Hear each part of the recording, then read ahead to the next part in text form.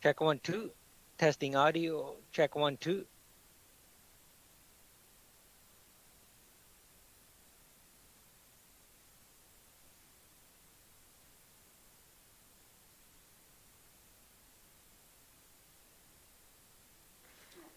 Hi, caller with the last two digits, 72. Can you please unmute your mic and test your audio?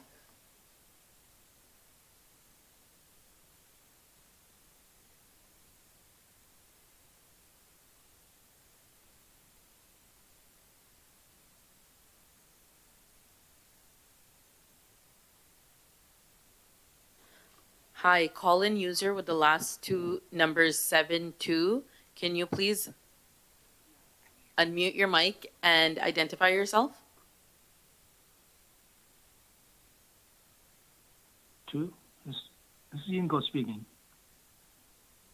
Sorry? This is Ingo. I'm a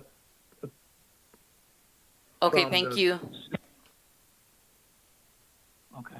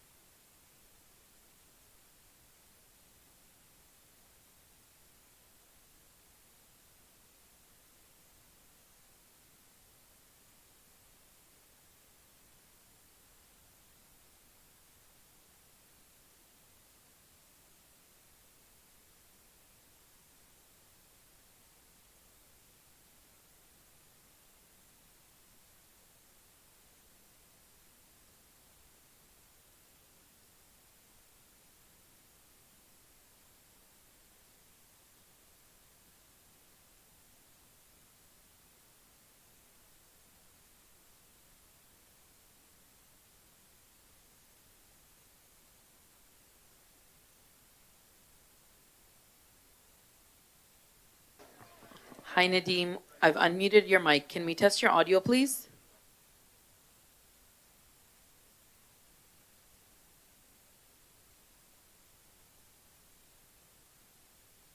Hello. Thank you. We can hear you. Thank you.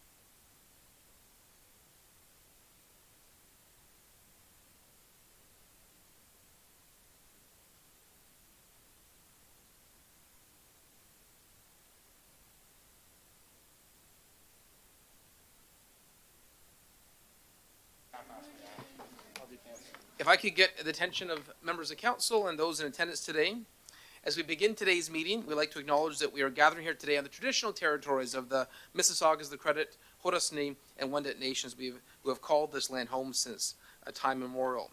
Please all rise for the singing of our national anthem, to be followed by a moment of personal reflection.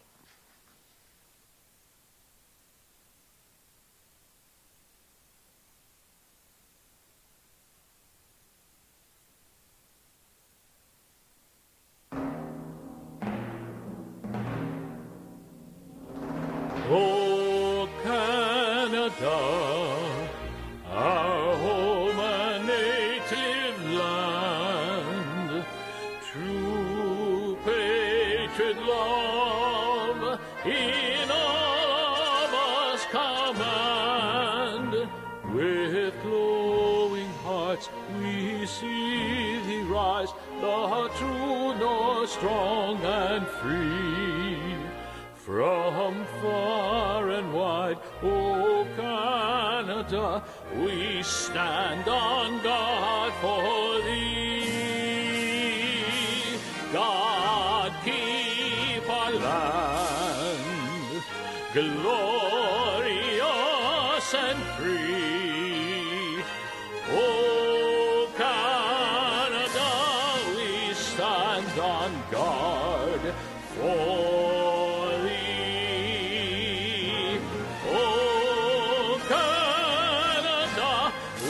stand on guard for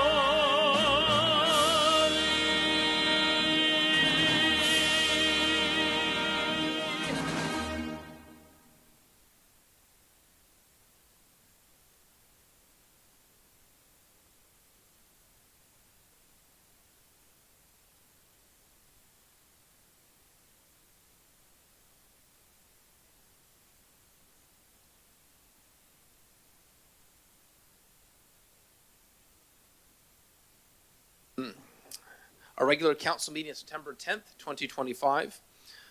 All members are present today in person. We're now at the stage where we have the approval agenda, and the clerk will go through some updated items. Through you, Mayor Brown, the following revisions have been included in the agenda. 6.1, a proclamation J was added, Brampton Tree Month. 7.5, a delegation was withdrawn at the request of the delegate. 7.6, delegation regarding the automated speed enforcement report was added. 8.1, staff update, government relations matter, the presentation was added. 10.2.1, staff presentation was added. 12.4 and 12.5, a small title change on the agenda. And 18.3 to 18.11 bylaws, there was a notation under the item added, delegated authority information. Okay. We have a few on the board with maybe potential other additions. Councillor Paleshi. Thank you, Mr. Mayor. Mr. Mayor, I've been asked by staff to add the bylaw to establish the lands as a public highway, Light Beam Terrace within Ward 6.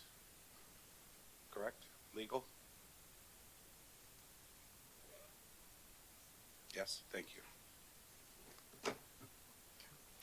Okay. Councillor Medeiros. Thank you, through you, Mr. Mayor.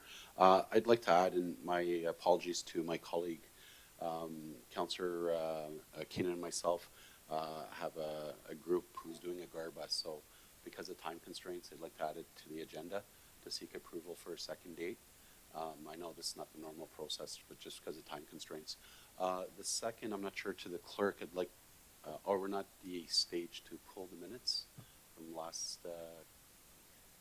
committee. That would be at 12.3. We can hold that at the time. Yeah, if you can hold that. Thank you. Councillor Frattini. Yeah, thank you, Mr. Mayor. I just want to have a discussion on parking in Chikuzi Park. Thank you. Okay. No other items. So we have a couple. Councillor Santos. Thank you, through you, Mr. Mayor. Just having a an amendment to the mobile licensing bylaws when the time comes in relation to the committee meeting yesterday regarding the Brampton Latin Association and their festival. And there's 2 planning bylaws to be added, I'm told.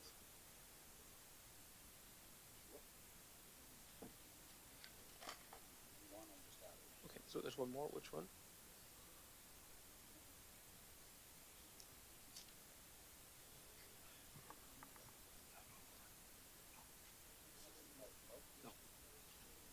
The commissioner will clarify. Yeah, through you, Mayor Brown, those bylaws are not ready to be added to today's agenda. Oh, they're not ready to be added. Correct. Okay. Okay. No. No, just the closed is in-person camera. Yeah. Okay. Oh, and there's the. No, it's not enclosed. So the correspondence needs to be added too? We have one additional 14.3 correspondence from Mr. Irwin. Yes, so we have a correspondence from the Federation of Ontario Rental Providers that will add to correspondence.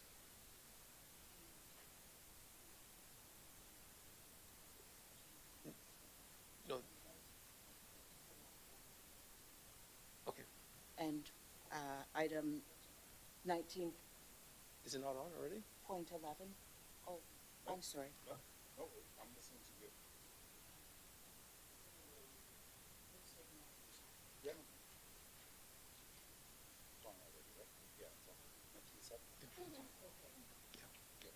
Okay.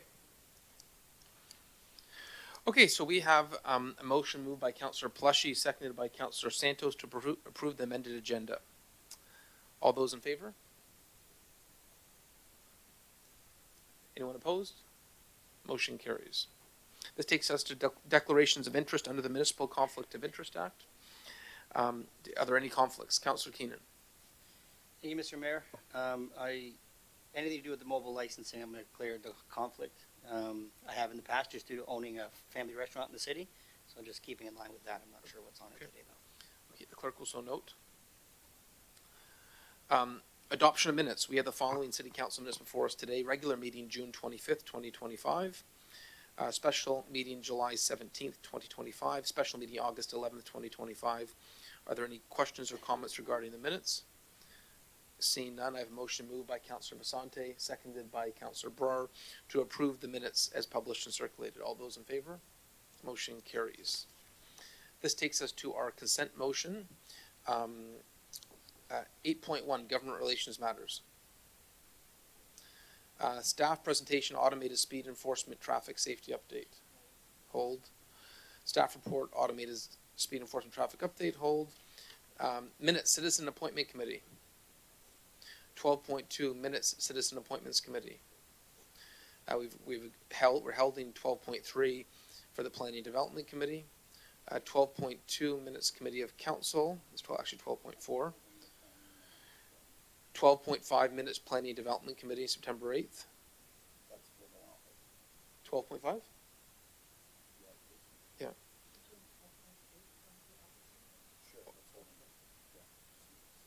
Oh, you're right. It's 12.5 we wanted to hold, not 12.3. Do you need? Okay. I think he was holding the planning. No, you're right. Yes, 12.4. It's on my sheet. It's 12.2. It's actually 12.4.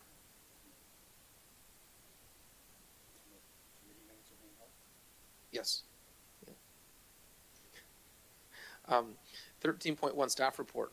Response for delegations on Committee of Adjustment Fees. I think that's to be held for delegations. 14.1 correspondence from Gagan Bajwa Committee of Adjustment Fee Reduction Request. That's to be held. 14.2 correspondence from Rizzo Regato Blackthorn Development Corporation, request for reconsideration of city file number OZS 2023-0017. Okay, hold. 14.3 correspondence from Tony Irwin, incentives for purpose-built rentals. 16.1 referred matters list. 19.1 closed session minutes. 19.2 closed session minutes. 19.3 closed session minutes. 19.4, closed session minutes, committee of council. 19.5, closed session minutes, citizen appointments. 19.6, closed report below market rent tenancy for not-for-profits. 19 point, sorry, want to hold 19.6? Okay, held for Councillor Santos. 19.7, that's the PL transition update. Okay. Closed session automated speed enforcement. 19.9, verbal update request for consideration city file. That's the hold. 19.10, closed report recruiting and retaining top talent policy. The last one doesn't exist. That's already held. Okay. Oh, okay. Okay. Okay. The clerk will summarize these items to be included on the consent motion for approval. Through Mayor Brown, the following items will be included on the consent motion. 8.1, Government Relations Matters. 12.1, Minutes, Citizen Appointment Committee, July 23rd. 12.2, Minutes, Citizen Appointments Committee, September 3rd. 13.1, 14.3, correspondence from Tony Irwin, Incentives on Purpose Built Developments. 16.1, Referred Matters List. 19.1, Closed Session Minutes, City Council, June 25th. 19.2, Closed Session Minutes, Special Council, July 17th. 19.3, Closed Session Minutes, Citizen Appointments Committee, July 23rd. 19.4, Closed Session Minutes, Committee of Council, September 3rd. 19.5, Closed Session Minutes, Citizen Appointments Committee, September 3rd. And 19.8, Closed Report, Automated Speed Enforcement. Councillor Santos. Thank you through you, Mr. Chair. I made an error. I'm fine with putting that one item into consent. I think the Which item? 19 point, the one on 6, yeah, the one that I said. Okay, yeah, correct. 19.6, okay. Okay, so we have the motion moved by Councillor Tour, seconded by Councillor Power to approve the consent motion. Oh, Councillor Vasante. Just to confirm, we did hold 1910. Yes. Okay, motion put forward by Councillor Tour, seconded by Councillor Power. All those in favor? Motion carries. We now move on to proclamations, and I'm going to ask Council to join me in reading these proclamations from the city on issues that councillors are passionate about. The first proclamation is Prostate Cancer Awareness Month. Councillor Vasante.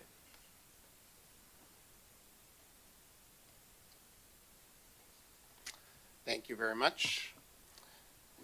Each year, an estimated 27,900 Canadian men will be diagnosed with prostate cancer, and about 5,000 will die from the disease. In 2024, this represented approximately 22% of all cancer cases in men. Over a lifetime, about 1 in 8 Canadian men will develop prostate cancer. For Black men, the risk increases to 1 in 6, and they are 2.2 times more likely to die from the disease. The Walnut Foundation, based in Brampton, is dedicated to raising awareness of prostate cancer and other men's health issues. The organization provides education, promotes early detection, and offers peer-to-peer support to men and their families navigating a diagnosis. During this Prostate Cancer Awareness Month, we are reminded of the urgent need to encourage early screening, support those affected, and work towards reducing deaths and improving health outcomes for men across Canada. Therefore, I, Mayor Patrick Brown, on behalf of Brampton City Council, do hereby proclaim September 2025 as Prostate Cancer Awareness Month in the city of Brampton.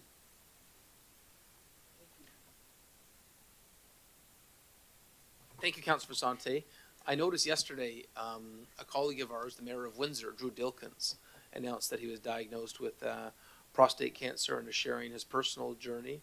And I know many of us know Drew from AMO and other organizations we're part of, and we wish him well in his recovery and his battle.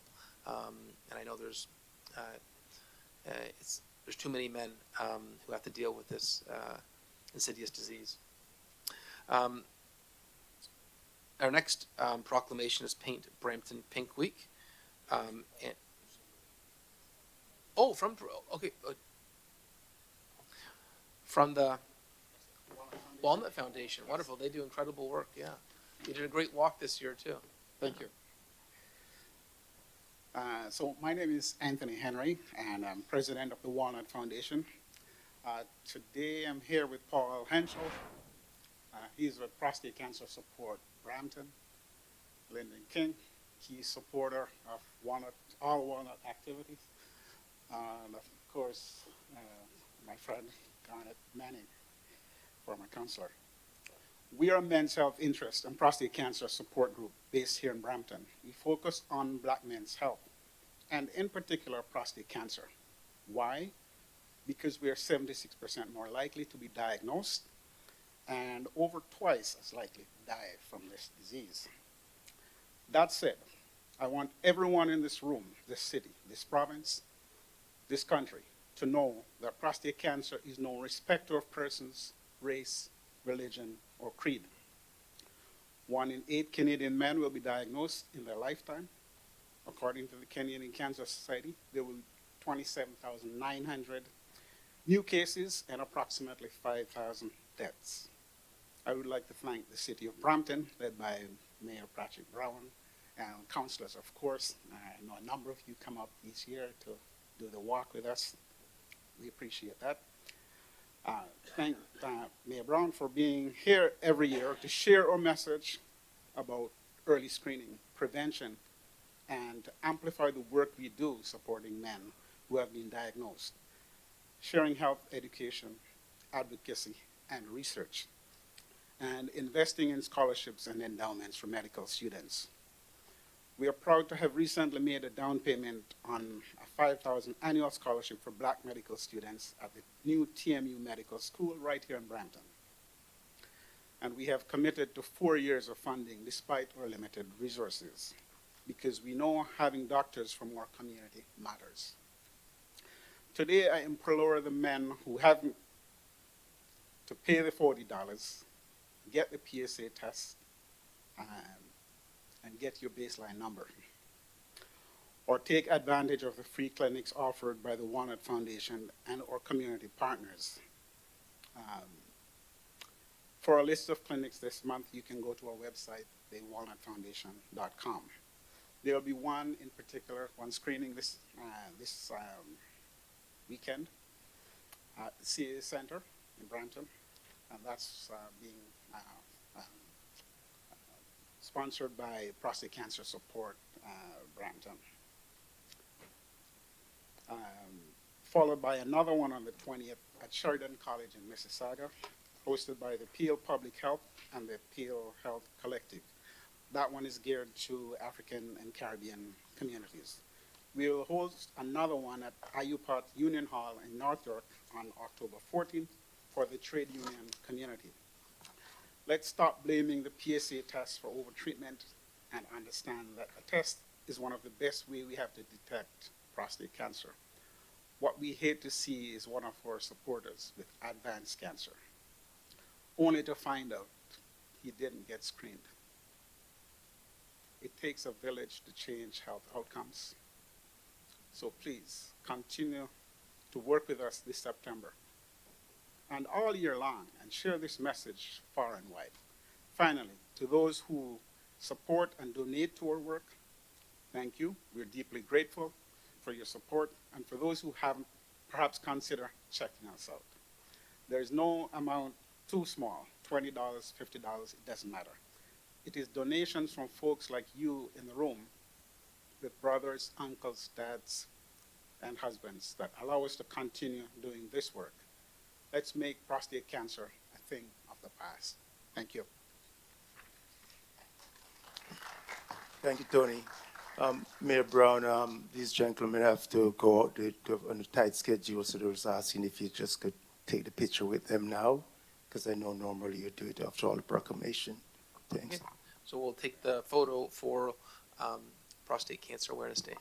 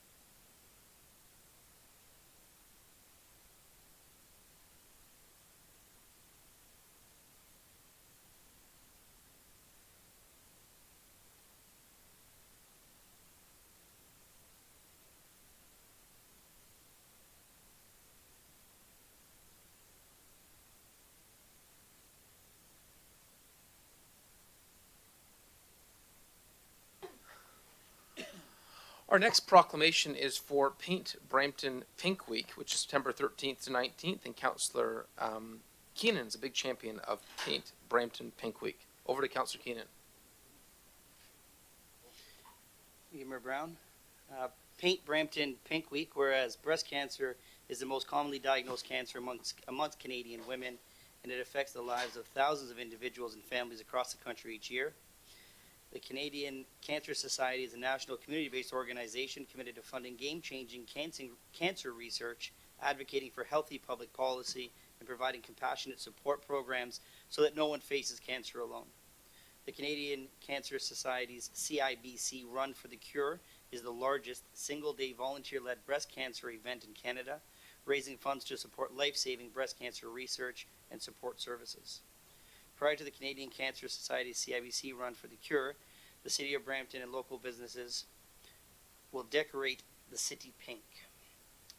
Paint Brampton Pink Week is an opportunity to raise awareness, inspire action, honor survivors, and remember those that we have lost, while encouraging widespread community participation in the CIBC Run for the Cure. Therefore, I, Mayor Patrick Brown, on behalf of Brampton City Council, do hereby proclaim September 13th to the 19th, 2025 as Paint Brampton Pink Week in the City of Brampton. And I know that's a big run. Maybe when we post this proclamation, we can share details of how to sign up for the run and the date that it is in our city. Do we have any representative from CIBC here? I know in past years we have. We've done a flag raising. We'd love to get the word out about this event because it raises so much for breast cancer research. So I'll look to our communications department to help us get that link that we can post with this proclamation. Our next proclamation is National Coaches Week. And Councillor Peleschi, who is a coach himself, will be honored to read this proclamation. Thank you, Mr. Mayor. The purpose of National Coaches Week, we have a coach here, should be a part of the 300,000, our CAO Marlon is certainly the coach of Team Brampton, to provide the 300,000 coaches who will call Brampton and Ontario home with the resources, representation, and recognition they deserve. We celebrate the many amazing coaches who live and volunteer in our communities for their selfless commitment to their athletes and participants by saying, thanks, Coach. The Coaches Association of Ontario is a independent and not-for-profit organization founded in 2002, which provides assistance to coaches in all sports in Ontario, from amateur to elite levels, with events held across the province and country to celebrate coaching. National Coaches Week provides coaches with the recognition they deserve for the time they devote to ensuring Canadians live an active and healthy lifestyle. Throughout the week, the City of Brampton and communities all across Ontario will be showing their support for coaches through community events, proclamations, and lightings. Therefore, on behalf of the City Council, Mayor Patrick Brown, do hereby proclaim September 21st to the 27th, 2025 as National Coaches Week in the City of Brampton. Thanks, Coach. I believe Councillor Keenan wanted to say a word as well. Yeah, this is big. I know a lot of you are looking at me saying I look familiar. I am the coach that has won 3 years in a row in Hockey Night at Brampton. So I'll take a copy of that proclamation. Thank you, Mr. Mayor. Sorry. That's big at me for anybody else, because I'm on the losing side. Okay, to the next proclamation, which is Pollution Prevention Week, which is September 15th. And Councillor Brar has been a great environmental advocate and an anti-littering advocate in our city. Over to Councillor Brar. Thank you. Through you, Mr. Mayor. Pollution Prevention Week is an annual campaign dedicated to promoting environmental awareness, protecting the natural environment, and supporting ongoing efforts to prevent pollution and conserve the vital resources which our community depends on.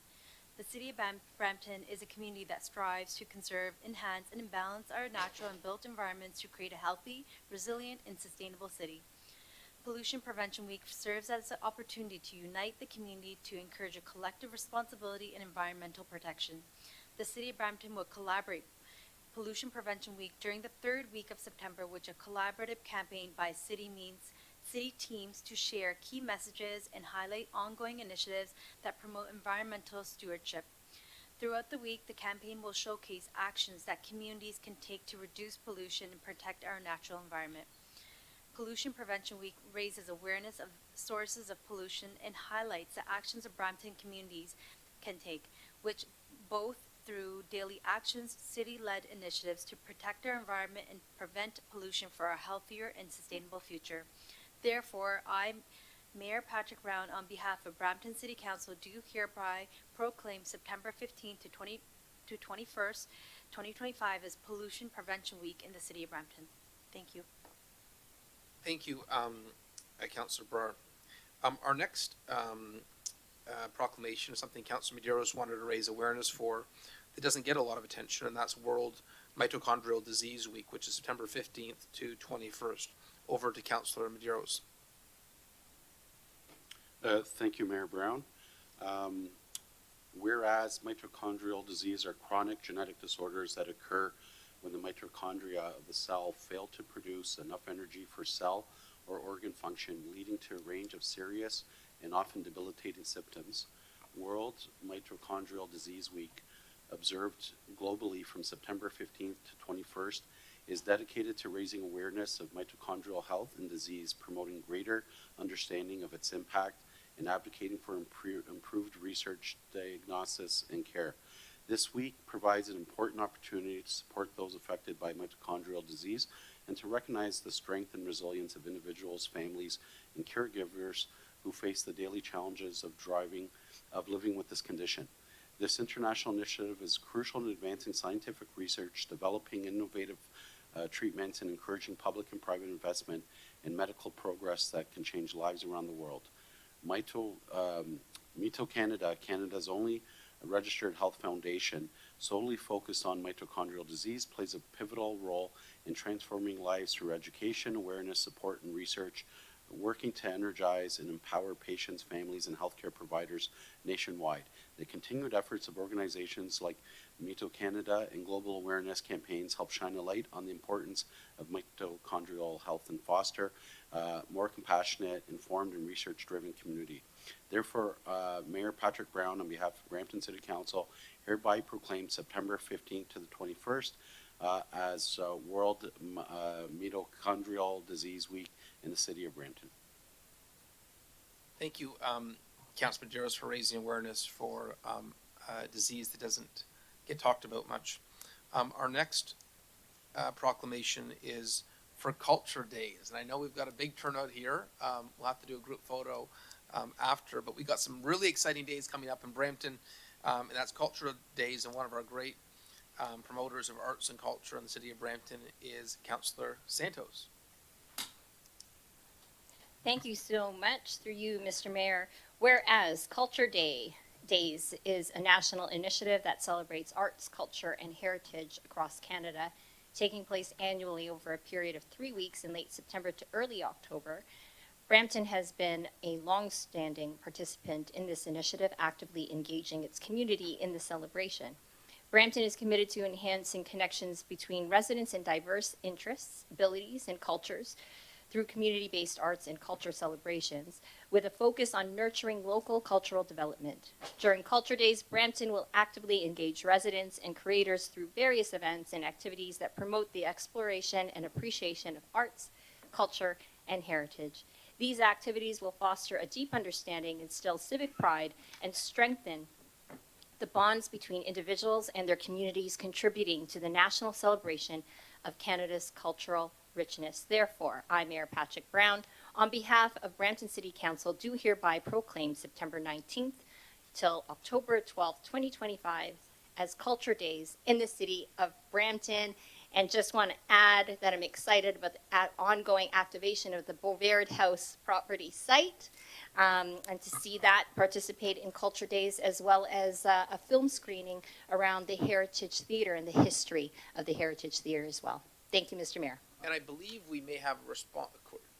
Is there a group here that wants to respond to that? Why we're excited about Culture Days in Brampton?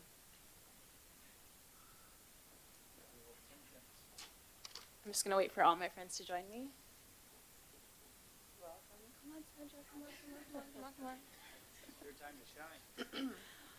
Thank you to Mayor, members of council. Thank you especially to Councilor Santos, who has been our champion as we pave the way for another amazing year of Culture Days. Last year, Brampton was named the top participating community among urban centers and ranked second overall nationally, delivering over 200 free events with partners such as Brampton on Stage, BOW, the library who's here with us, PAMA, Brampton BIA.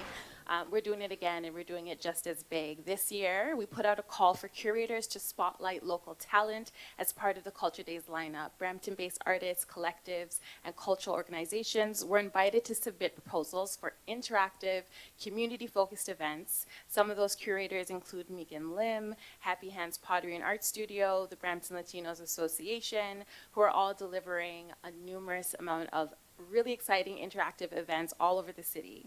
The Cultural Services Division is also proud to support the work of artists like Pamela Levi, who will be hosting an interactive songwriting circle at the historic Bavard House, along with several other curators who will host events at venues all around the city from September 19th to October 12th. Some of those curators have joined us today to encourage everyone to join in on the festivities, hands-on workshops, arts exhibits, storytelling, live music. There's literally something for everyone. You will not be bored in Brampton for those 3 weeks, I promise you. A special thanks to this year's sponsor, Toronto Pearson, and we hope to see everyone at City Hall on the 19th for a kickoff party. Come dance with us. We're going to have fun, and we're going to celebrate the arts and culture in Brampton. So thank you.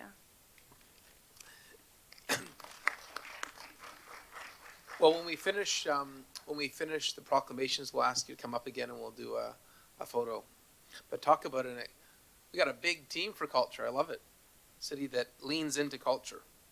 Our next proclamation is September 21st. We always have a great flag raising for this. It's well attended in our community, and that's for World Peace Day. Councillor Paleshi will share details of this proclamation. World Peace Day. Each year, World Peace Day, also known as International Day of Peace, is celebrated on September 21st. The United Nations has declared this day as a day dedicated to strengthening the ideals of peace within ourselves and among all nations and people. The Brampton Meditation Center has been serving Brampton for over 22 years. Over 8,000 students have been benefited from fee meditation courses, workshops, and programs. The center's services are designed to empower our understanding of ourselves while providing powerful tools for self-transformation. Through this, students experience a collective awakening of consciousness and the awareness of personal peace and empowerment based on the values of respect, humility, and compassion. When we change, our world changes. World Peace Day will be celebrated in Brampton with a flag raising at Ken Bullen Square, followed by inspirational music, messages from local peace builders, and a community meditation session led by the Brampton Meditation Center. Therefore, be it resolved that Mayor Patrick Brown, on behalf of Brampton City Council, do hereby proclaim September 21st, 2025 as World Peace Day in the city of Brampton. Thank you, Councillor Paleshi. Our next proclamation is for National Forest Week, which is September 21st to 27th. And on that note, the city of Brampton is in the midst of one of the largest tree planting campaigns in our city history. We embarked upon this campaign on Guru Nanak Dev Ji's 550th birth anniversary, as he was one of the original environmentalists, and a campaign that our Deputy Mayor has rallied behind. Over to Deputy Mayor Singh. So, Councillor Power, and you've got Tree Month. Okay, very similar. Councillor Power. Thank you, Mr. Mayor. National Forest Week. Whereas Canada's forests are valuable, renewable resource to contribute to our economy and the livelihoods of our communities. Canada's forests play a crucial role in maintaining healthy ecosystems, clean air and water, and wildlife habitat, while being an important aspect for climate change mitigation efforts.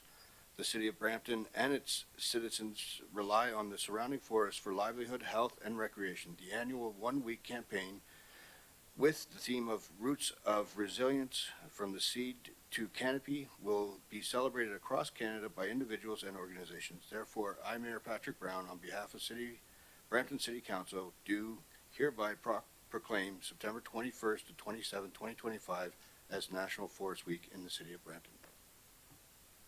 Thank you, Councillor Power, and for your environmental advocacy as well. Our next proclamation on that same vein is Brampton Tree Month, and we'll go to Deputy Mayor Singh.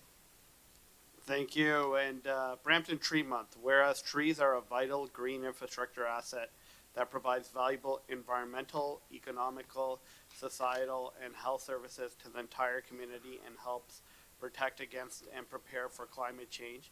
Whereas the city of Brampton has illustrated a long-standing continued commitment and leadership role with respect to the stewardship of its urban forest and trees. Whereas Brampton Tree Month will be an annual celebration during the month of September with tree and urban forest activities, outreach initiatives, and stewardship events to encourage residents to support and care for Brampton's trees. Whereas Brampton Tree Month will raise awareness of the importance of trees, celebrate city and community efforts and success towards protecting and enhancing Brampton's urban forest, build civic engagement, create healthy and resilient communities, foster environmental stewardship, and help achieve the city's target of planting 1 million trees in Brampton by 2040. Therefore, I, Mayor Patrick Brown, on behalf of Brampton City Council, do hereby proclaim September 2025 as Brampton Tree Month in the city of Brampton. Okay, and our last proclamation is for National Dental Care Day, which is October 10th, and Councillor Tour has the proclamation. I'm going to suggest we move up the announcement 7.4, which is also associated with National Dental Care Day, and we can do it at the same time, where we have Raj Kanuja, who is a passionate promoter of dental care in our city. But maybe Councillor Tour will lead with a proclamation, and then we can have Raj brought up on the agenda. Thank you, Mayor Brown. I was going to suggest the same. I think it's more appropriate you speak at this time after I'm done reading this proclamation. For National Dental Care Day, whereas National Dental Care Day, a coast-to-coast movement to provide free dental care to underserved Canadians each year on October 10th. The initiative promotes dignity, health equity, and community compassion through accessible oral care. The goal is to create a unified national movement, National Dental Care Day, where dentists from all backgrounds commit to 1 day of service annually, restoring dignity through smiles. On October 10, participating dental clinics across Canada will open their doors to provide 1 free dental procedure, cleaning, filling, or extraction to any patient in need without requiring insurance or proof of income. Clinics will also offer oral health education, community outreach, and volunteer engagement to amplify the spirit of giving. The initiative will raise awareness about the importance of oral health, reduce barriers to dental care for underserved communities, instill civic pride through volunteerism, and position Brampton as the birthplace of a national movement rooted in compassion, dignity, and healthcare equity. Therefore, I, Mayor Patrick Brown, on behalf of Brampton City Council, do hereby proclaim October 10, 2025 as National Dental Care Day in the city of Brampton. And with that, if I could request Dr. Raj Kanuja, if you would like to come and say a few words for all the incredible work that I personally know you do with all the free dental clinics throughout the year, not just on October 10th, but what a great and noble cause to pioneer here in the city of Brampton. That's very kind of you. Just wanted to pass the invites to the council.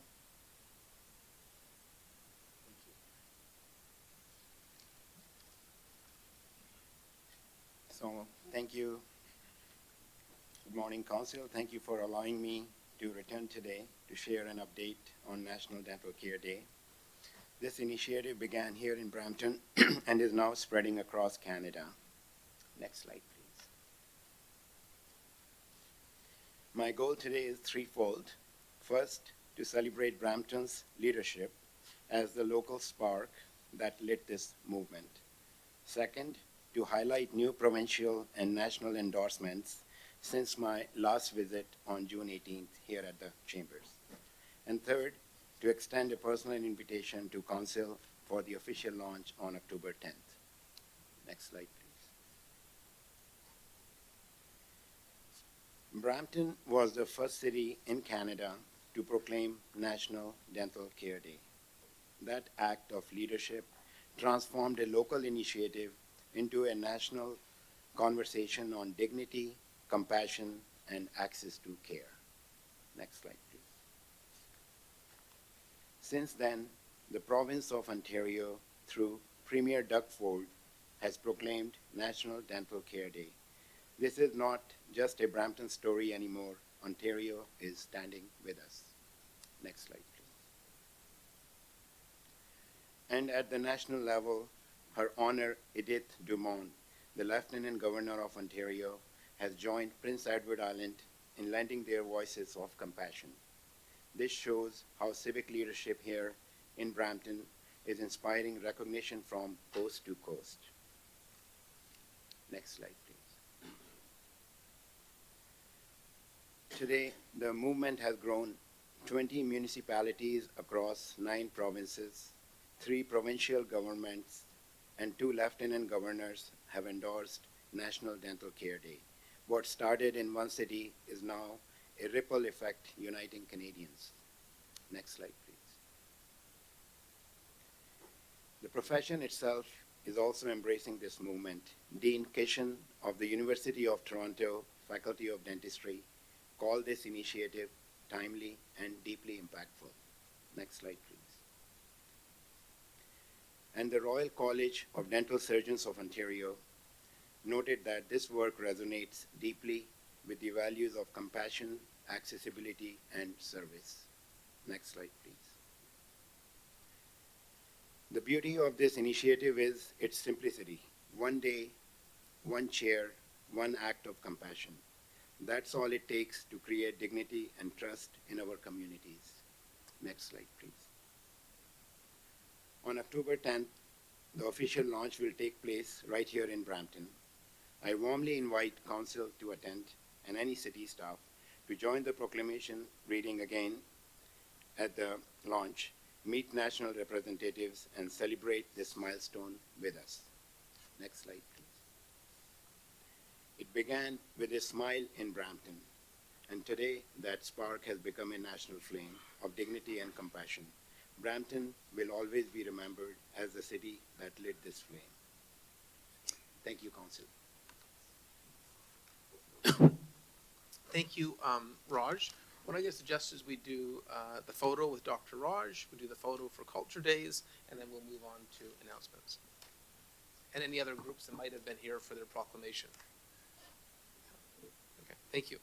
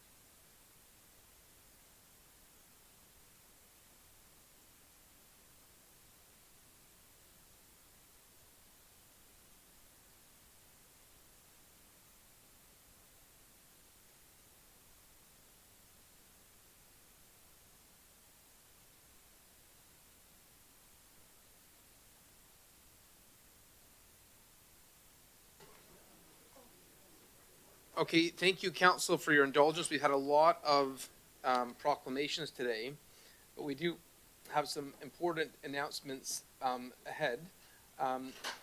Before we get to the Alzheimer's Society presentation, our Community Services Commissioner wanted to take a moment to recognize a new addition to our Brampton team. Absolutely. Thank you, Mayor. I will call up now our new fire chief, Andy Glenn. I'm very pleased to introduce our new chief. Chief Glenn is bringing 35 years of fire service experience in various municipal and provincial roles, from Vaughan to Oakville to the Office of the Fire Marshal. I know he's making his way here up now. We're very excited to have him be a part of our community services team. He's already hit the ground running, working to mentor and lead our team and keep up the level of service and the excellence that we expect in Brampton Fire and in the city to serve our community. So I want to pleased to welcome Chief Glenn up at the front here. Thank you very much. Over to Council and Mayor. Thank you. Chief Glenn, welcome to the team. Well, thank you very much. Through you, Mr. Mayor, and members of council, I'm honored to be here leading the Brampton Fire and Emergency Services and the group of professionals that they are. So it's a privilege to be here, and although I stepped out of retirement for a little bit of period of time, I'm very happy to be here in Brampton. So thank you very much. Thank you. Thank you for being part of a profession that runs towards danger when most would run away. So thank you. Our next item is 6.2, and 6.2 is actually on the agenda twice. It's down to 6.2 and 7.2, but that's how much we care about Alzheimer's awareness and research. And we have launched today in our city rotunda the Petals of Hope art installation. The Alzheimer's Society does incredible work, and we have Christy Musulik, Director of Corporate Services, here today to talk about the launch of the campaign. Every family is touched by Alzheimer's at some point, and know we value your work, and we're excited to have you here. Wonderful. Thank you so much, Mayor Brown. I'm excited to be here. Thank you, Council, for allowing us an opportunity to speak today. I'm wearing my Forget-Me-Not pin in honor of our clients and people living with dementia and their care partners that provide support every day. Next slide. Alzheimer's Society Peel, we exist to help elevate or alleviate the personal and social consequences of Alzheimer's and other dementia, other related dementia, to help find the cause, prevention, and cure. We help provide help for today and hope for tomorrow. Next slide. Alzheimer's Society Peel provides a wide range of programs and services to support clients and care partners. We offer everything from First Link, which is our referral program, dementia care consultants that help support clients and care partners navigating the care system and connecting them with the essential supports that they require, helping provide guidance and emotional support throughout their journey. We provide support groups, public education. We have our day programs that provide clients with an opportunity to be socially connected and engaged in purposeful activities and recreational programming. We offer respite services. So for clients, we provide 24/7 care up to 2 weeks. And that provides an opportunity for care partners to get rejuvenated and also be able to take care of their own personal care needs. We have our Behavioral Supports Ontario program, which is critical to help equip care partners in providing the care, as well as healthcare professionals in providing strategies in how to best provide care to people living with dementia that have personal expressions. All of our programs and services are free or for a nominal fee. Next slide. As the largest Alzheimer's Society chapter across Canada, we are expecting a 42% increase in diagnoses in the next 8 years. Next slide. To help prepare for this demand, we are undergoing a major renovation at one of our day programs. This renovation will increase our capacity to service more clients, support more care partners, will provide a modernized facility, and provide more personalized care and recreational programming options. Next slide. To financially support the cost of renovations, we have developed a few fundraising initiatives where we hope to engage you in your support. The first is our Petals of Hope, which you're all invited to visit. The installation is out front, in front of City Hall. Next slide. The Petals of Hope is a living canvas that invites the community to come and visit us and write messages of hope and reflection. Please visit our art installation following the City Council meeting. Our last event, next slide. Our last event for our fundraising campaign is our Evening to Remember, which is scheduled on October 21st. This event will be a night of hope, inspiration, and welcome community champions, business leaders, politicians, and philanthropists. Next slide.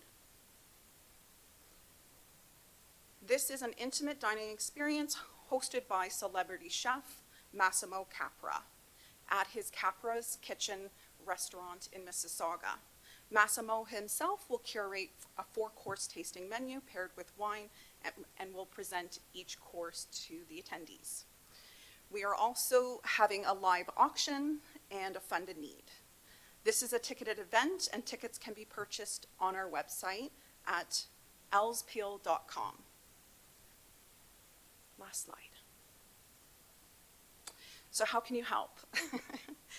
We are hoping that you can help us spread awareness about Alzheimer's and dementia, certainly about our campaign and how to get involved and support us in fundraising. We hope that you can bring awareness to your constituents through newsletters, e-blasts, and social media posts, engaging with us, tagging us in your posts. Attend and participate in our events. Again, your presence makes a big awareness, and it really does make a huge impact in the momentum of our fundraising efforts. Help connect us with potential partners. Again, we are looking for sponsorships or individual donations.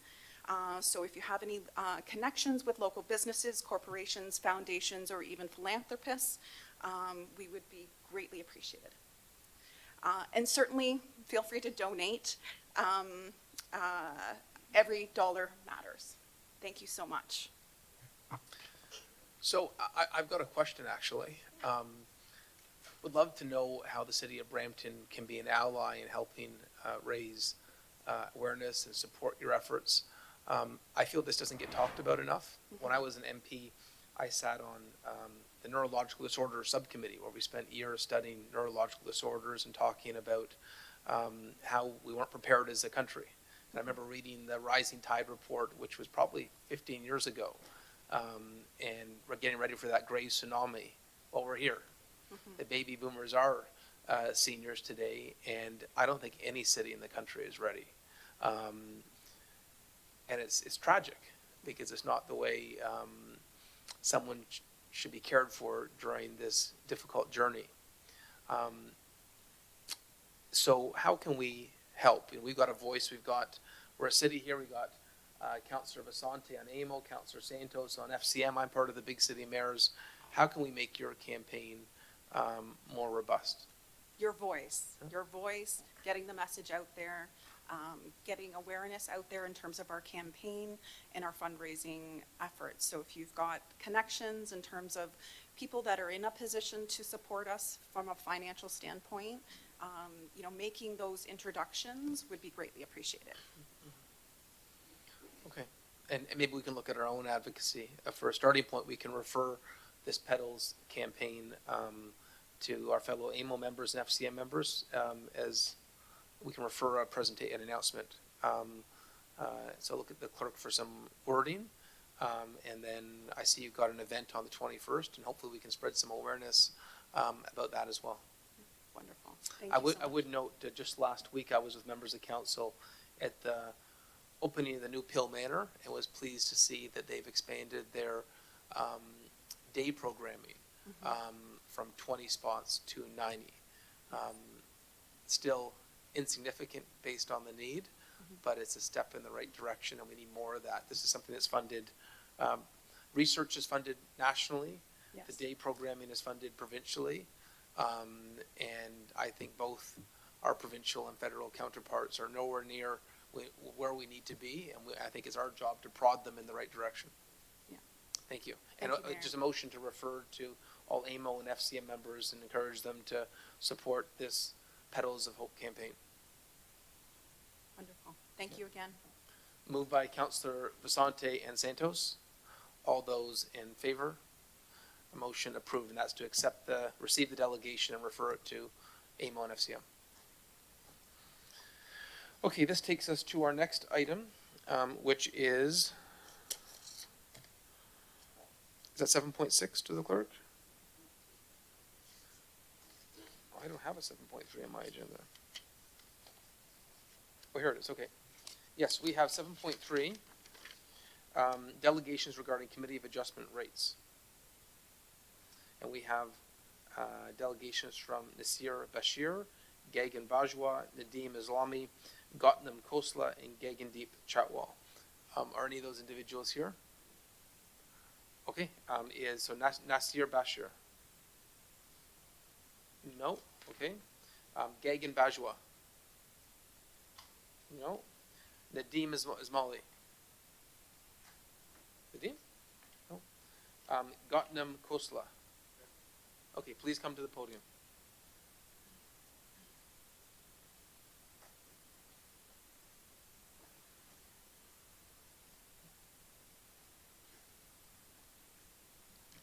Good morning, everyone.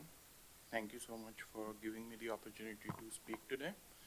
So my request is regarding the minor variance fee adjustment, which has been set to $11,960. And I would request that to be reduced to the standard fees, which is $2,960. And the fees is causing me a lot of financial stress, and I've been always abiding by the bylaws ever since I bought the property. For example, I have the permit of the legal basement, and I also got the permit for even opening a garage side entrance door. And the minor variance is actually requested for something that was built 25 years ago by the previous owner. So other than that, I think I've given my documents in support of that, but they have been removed because those were the drawings and the actual permits which was granted by the city. In light of all this, I would just like to say that I would request all the city councilling members to reduce the fee for me, because I've been always trying to follow the bylaws, and it would be really encouraging for the other potential homeowners to kind of, keep doing that. And I have a very clean record, and the minor variance is actually requested for something that was not built by me. It's way back on 2001. It's related to the sunroom on the property, Mayor.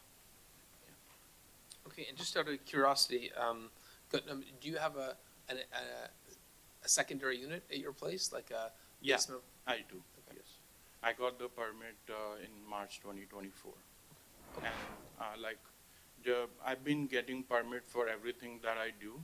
For example, I have the garage side door entrance, which is usually not seen very often, but I went the right way, asked for the permit, did my inspection, and now it's in the final stage of closing as well. Okay, thank you. Yeah. Our next delegation is, Gagandeep Chatwal.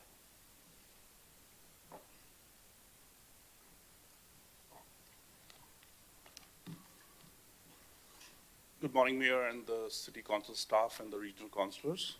I'm Gagandeep Chatwal, owner of 3203 Mayfield Road. I'm also representing TRCA as agent for this transaction.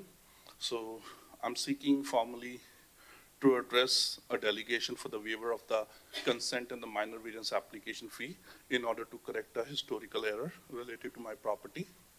So the dwelling was originally a part of a large single parcel of land, and during the severance, the property was severed separately, and the septic tank supporting the property was severed separately. And the TRCA made an agreement with the previous owner that stating that till the time the city services are available, TRCA will continue to maintain that tank, take care for that, and will be responsible. Now the TRCA has proposed to give that parcel of land to my original owner of the property, that's me, so that the septic tank can be taken care by me. For that, a consent application is moved to the city, which is due on September 23rd, along with the minor various applications, which are, number one, a green space, which will be allotted the portion containing the septic tank back to the 32 Mayfield Road. Moreover, this is just a proper lot line adjustment, that's it, and not coming from any new development.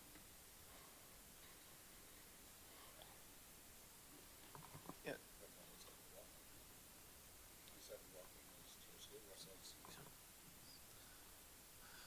And do you have a rental unit in the property? Pardon? No. No? No. Maybe we can, Councillor Plush is the chair of CVC.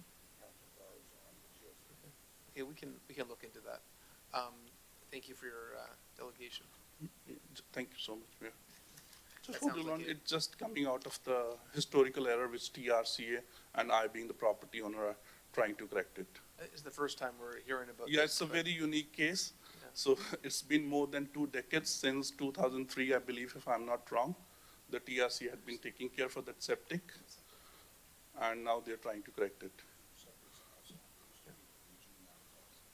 So I think our planning commissioner can look into this, and with Councillor Brar, and we can see if this, something that needs to be brought as an information piece to us. I have the TRCA letter too, and the consent application, they have authorized me as a representative to act for the Can you give a consent. copy of that to our planning commissioner? Yeah, sure.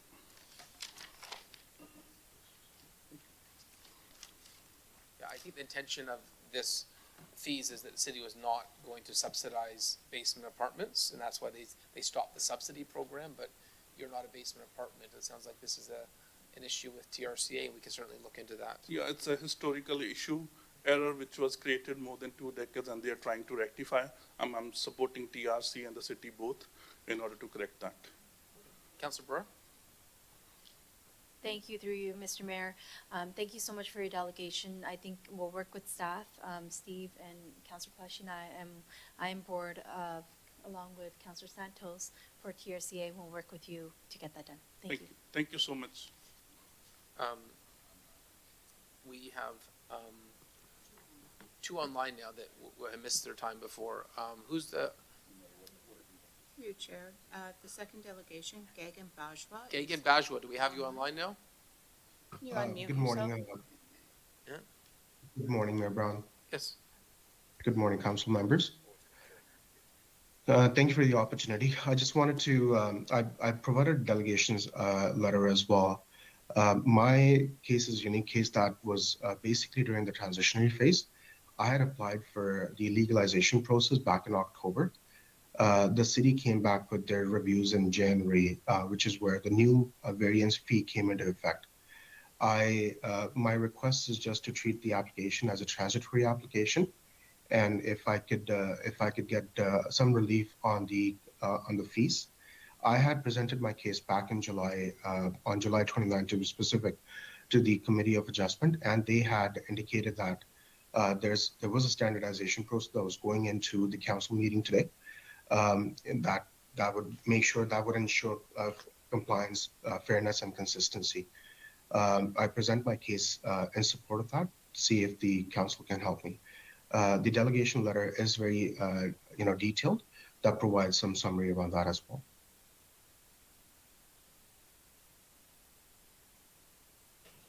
Okay, I'll ask the same question I've asked of the previous deputants. Do you have an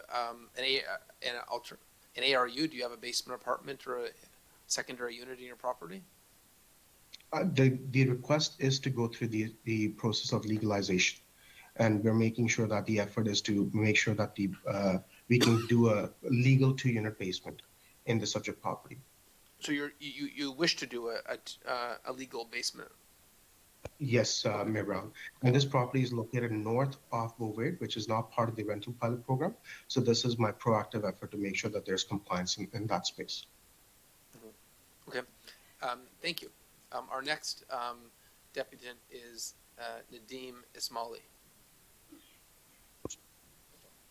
Hello, it's Nadeem Ismaili speaking here. I'm using a telephone. I'm speaking to you guys via telephone service. So I'm representing Ibrar Hussain at 22 Coronation Circle, and we have requesting to the committee to reduce the minor variance application fees, which is approximately $12,000 they requested, which is really unrealistic for us. And second thing is that the property owner unawarely built the extension at the back of his rear side of the house, and also and that was a very not too big extension. It was a very small size extension. Along with that, he also did widen the driveway, but not paved. In fact, they just did the landscaping at both end of the driveway. So we are here to request for the to get a relief on the minor variance fees, which is really high. And we have the property owner has a very clean record. They never did anything wrong to the against the laws of the city, and they are always good with the neighbors, keep clean their property every time. So our concern is just to get a relief for on the minor variance application fees. Okay, and I'll ask the same question I've asked of every deputant. Do you have a secondary unit in your home or hoping to have one? No, there is no secondary unit at the moment. Do you wish to have one? No, there is only a legal finished basement. We are not intent to have a secondary unit there. No. Okay, so you want to have a vacant legal unit? It's not a legal unit. It's a legal finished basement, which is used by the property owner themselves. It's a single dwelling house. Okay, thank you. Okay, so we have all the delegations here. I have a motion. Oh, sorry, Councillor. Thank you, through you, Mr. Mayor. Before we proceed with dealing with the delegations, maybe if we want to bring up the items that are associated as well to this, because I believe there has been some fees changes or an exception. The report that's corresponding to this delegation, to these delegations. Is that an information report?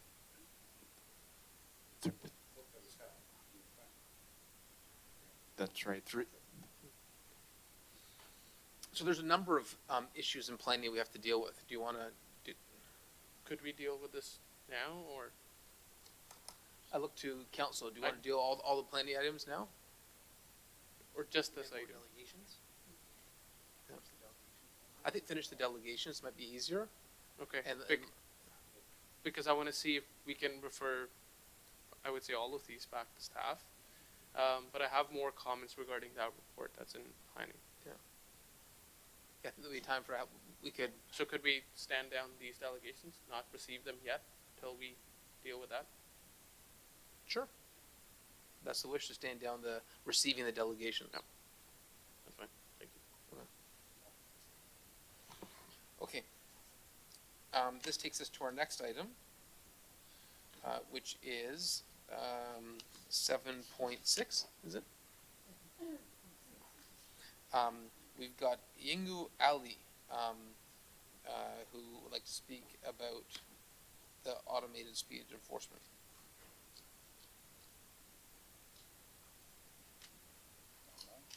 Do we have Yingu Ali?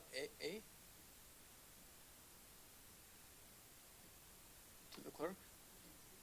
Okay. We can go to our next item then.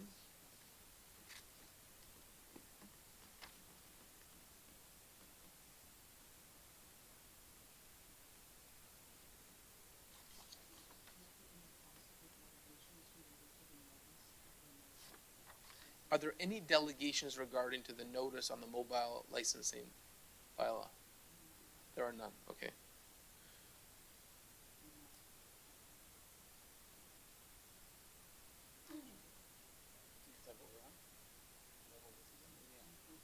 Ten point 2.1,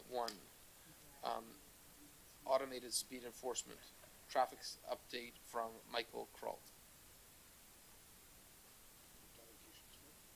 That's the delegator's note.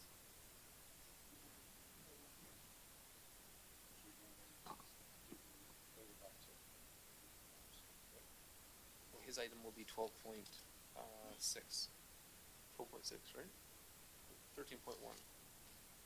We have no more delegations. Oh, so,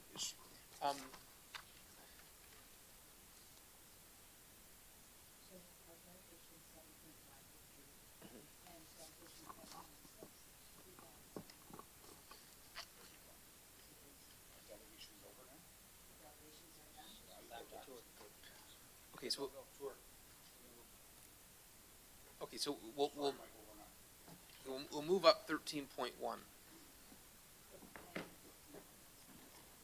Hello, can I speak now? Who is this? Yes, Ingo, I. Who? 7.6 agenda. Okay, you had missed your Yeah, turn, can I- but we'll go back to you. Can I speak now? Yes. Okay. Dear and respected Mr. Mayor, all members of the council. First, let me thank a lot. City give this valuable time to me on behalf of 137 residents in Ward 7, 8, 9, 10. We respectively submit our petition regarding speed enforcement policies and zone reclassification. We appreciate the city ongoing commitment to public safety, but we believe that inconsistencies in school zone and commute safety zone designation, signage, and penalty require review and remediation. Now let me briefly report what our petition was going on recently as below. After our city received our petition and had requested the traffic service team connect to me and work on our petition. We had a meeting and discussed our petition in detail by exchanging different points, understanding, and thinking from different angles and positions based on the Highway Traffic Act. After meeting, we received the two following up the email from traffic service team with more information and points, especially for the reason why our city changed school zone to commute safety zone. Now, just the past Monday, I replied an email back to the traffic service team with more information and points on what we found from the Highway Traffic Act and Ontario Traffic Manual that are quite different from the information and points of the traffic service team. Due to time limited, please read, I couldn't tell more detail. Please read my attached email in detail for this meeting, as well as all of you reference. We know it looks like there are same issues of using commute safe zone to replace the school zone, not only in our Brampton, but also in all cities of the Ontario and even whole Canada. So that maybe our city just copy the solution from the other city without double checking if the solution fully applied Highway Traffic Act. We also know there is no other city, same as our good city, paying more attention to listen to our different points, suggestion, even directly criticize our city in our petition. We wish and believe that after double checking out our provided more detailed information from Highway Traffic Act and Ontario Traffic Manual, the traffic service team will provide right and proper improvement solution for school zone and commute safe zone. And then our city mayor and the council will approve the improvement solution and receive our request in our petition. If all residents, not only our group, but also other residents involved in speeding tickets, and even all residents in our school, Brampton, knowing our whole process and the good improvement solution for our petition, I'm sure they all will fully trust our city administration team and the traffic service team, and I believe that under our mayor leadership, our city really and You have about actually 1 minute left, working sir. and service to our people, not for our money. So that we wish our city will become great example for all other cities in Ontario and even in whole Canada. By the way, I like to sharing 3 posts on City News this Tuesday afternoon. One, the Ford government says it will remove automatic speed enforcement camera. That is this for if the municipalities do not take the state to scratch them. Second, we are exploring alternative tools to enhance traffic safety without the use of the automatic speed camera. That are nothing but a cash grab. Kelda Brazier, the director of the media relations for Ontario Transportation Minister Prabmeet Sakaria, said in an email statement to CTV News Toronto. Thank you for your delegation. I've got a motion from Councillor Power, seconded by Councillor Medeiros to receive the delegation. All those in favor? Motion approved. Delegation received. This takes us to the staff presentation. Or sorry. No, actually, Councillor Torres' item. We're going to jump ahead to Councillor Torres' item, which is 13.1. Through you, Mayor Brown, and sorry for the confusion. Just spoke with the Commissioner and Madam Clerk as well. We can receive all the delegations that were for the Committee of Adjustment, with the exception of that one that is being referred back to staff. And we can receive 13.1 and 14.1 as well. And we'll deal with the planning meetings when they come during the agenda. Okay. All those in favor, moved by Councillor Torres, seconded by Councillor Singh. All those in favor, motion carries. Okay. Now to sort out where we are in the agenda, since we jumped ahead to the clerk. Okay, 10.2.1.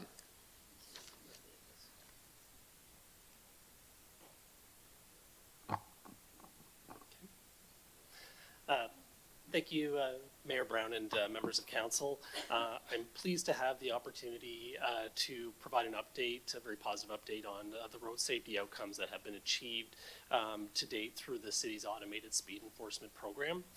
Before I go through the material, I would just like to acknowledge the hard work of the staff team that made these results possible, including our public works team, in particular our traffic operations group, the city's processing center team, who carefully review each image and ensure infractions are sent out, and the court administration team who handle payments, ticket appeals, and many customer service activities. Next slide, please. So First of all, I just want to reiterate that automated speed enforcement is about road safety within the city of Brampton and to create safer streets for all road users, and in particular, the vulnerable road users like pedestrians, cyclists, etc. On the left-hand side here, there is an image that speaks to the critical need for motorists to slow down and the impact that that has on particular pedestrian collisions, where someone who is struck at 50 kilometers an hour has an 85% chance of a fatality versus down to 40. When they're struck at 40 kilometers an hour, that reduces all the way to 30%. And Brampton, I would say, would just want to remind council as well, automated speed enforcement is one of many tools that we do use in the community for traffic calming, including pedestrian crossovers, speed cushions, etc. And ASE is one of the tools, and it's a very effective tool. We know that ASE works. It's been proven time and time again through studies through Toronto Sick Kids, City of Toronto, through Sick Kids Hospital and Toronto Metropolitan University. Research out of the United States with several case studies in municipalities across the United States.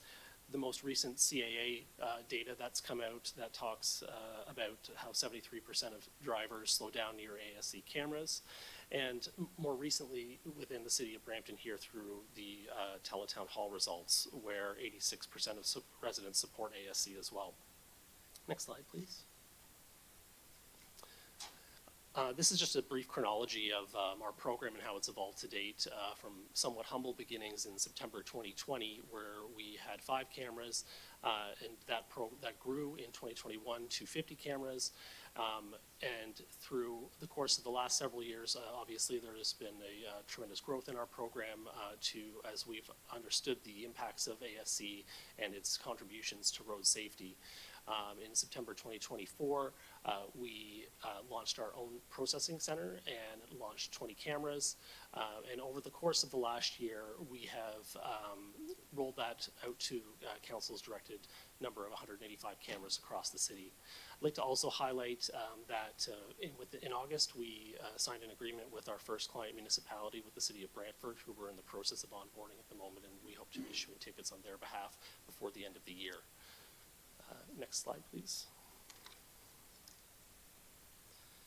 And this brings us to some of the results that we have. On the slide above, you can see what are our top 3 locations for speed reductions that we've experienced at locations across the city. They are all above 20 kilometers per hour in reductions in average speeds. North Park Drive has the highest at 25%.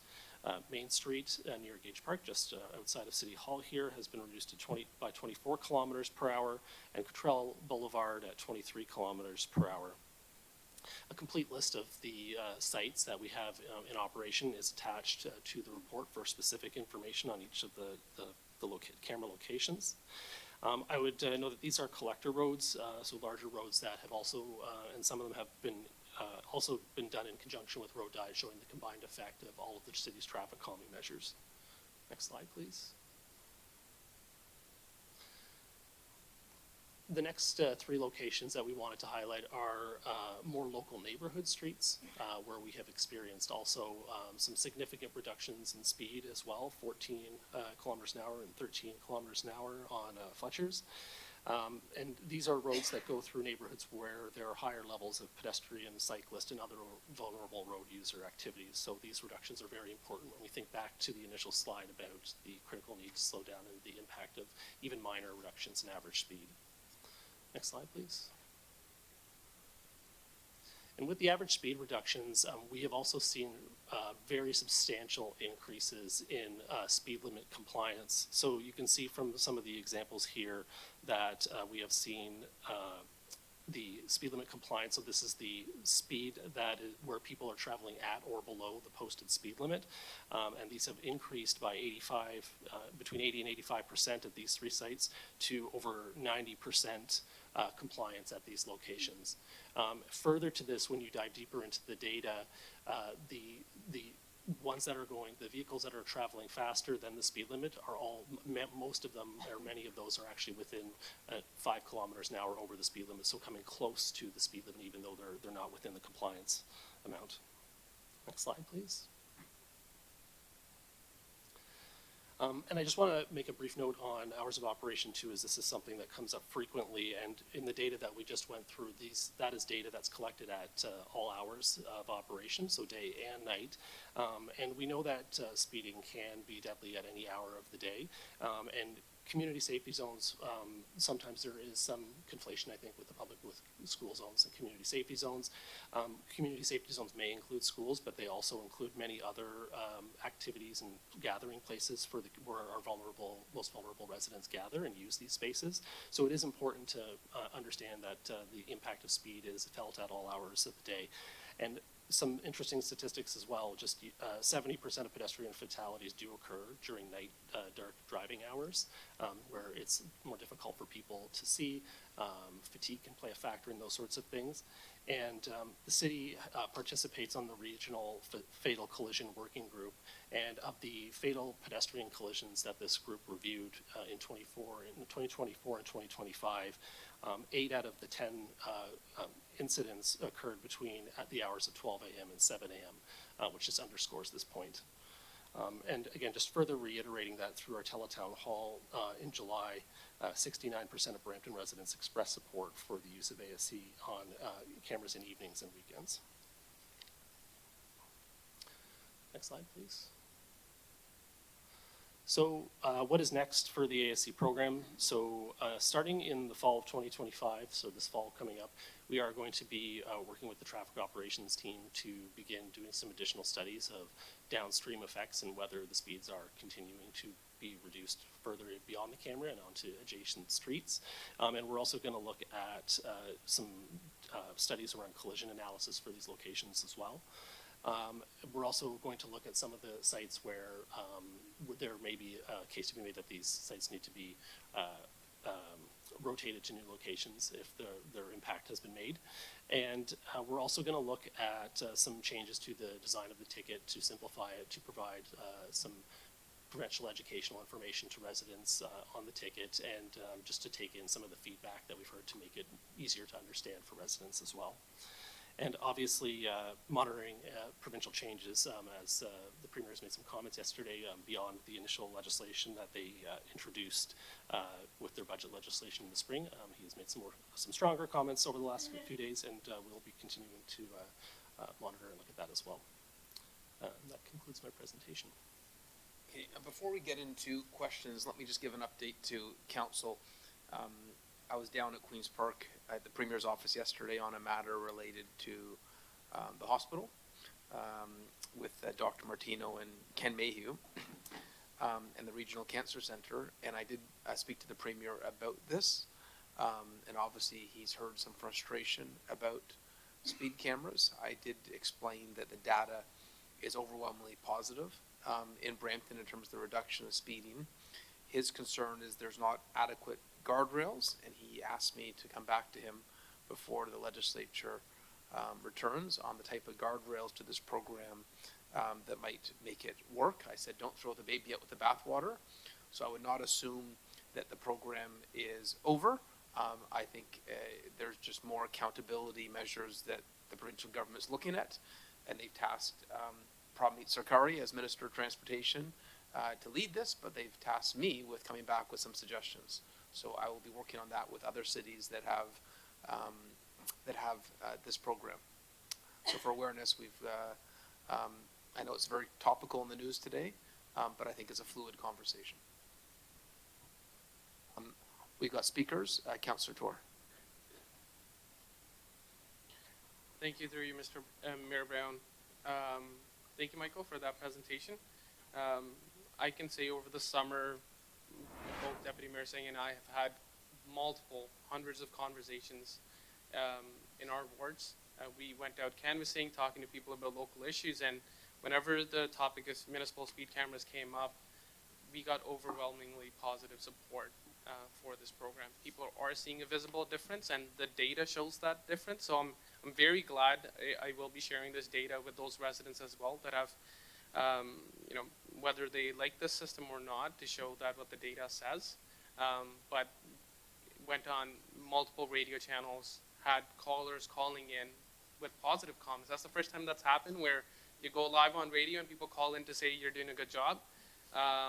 and people are super supportive of this system. Looking at some of the data numbers, some of the streets that are in our areas, it validates the fear that we have been having. Cars going at 200 kilometers an hour on a local residential street. Not 60 or 80 kilometers an hour, 200 kilometers an hour. 182 on one of the streets. And whether they're around parks, whether they're around schools, I 100%, and residents too, believe they need to be operational 24/7 throughout the night as well. Because I'm assuming that's where some of this speeding concerns also happening at those kind of hours. So it's really good to see the data back that. I had a very positive discussion with the mayor, including staff and yourself as well, about some of the changes that we could make to the system to help improve it, make it even better. Highlight where the cameras are, where the speed zones are, when the speed changes happen. I can provide that commentary here too, and just as direction. I don't want to put it down as a motion now, given the comments that are coming from the province and the province looking to make changes. Is disheartening to see the Premier's comments. This is not the first time the Premier is trying to do a municipal job. Next year is an excellent opportunity, should the Premier choose to run for mayor of a city, anywhere in the GTA, especially in the city of Toronto. But there's a reason why we have municipal government, and there's a reason why municipal governments have the powers they do, and we are the closest voice to our residents on the ground, and we hear their concerns and we need to act on it. Having a police officer sit on a street with a radar gun is not a practical solution. We're in Peel, we're struggling. For the first time, we're hiring 300 new officers, and we're still falling short on how many officers we need to have based on our population numbers. To have officers sit at a crosswalk with a speed gun monitoring our local streets is just not a practical, feasible solution, unless the Premier would allow us to hire 500 new officers that they would be willing to pay for next year, and that's a different conversation. So I appreciate the mayor having the conversation with him and being kind to the Premier as well, but I hope they do take our concerns very seriously when it comes to what the effects would be on our communities should these cameras not exist. That means that somebody that's going 200 kilometers an hour will keep doing that. So somebody's dog that's crossing the street could get killed. Somebody's child that's playing on the street is unsafe. Somebody's grandparent on their evening stroll could be at risk.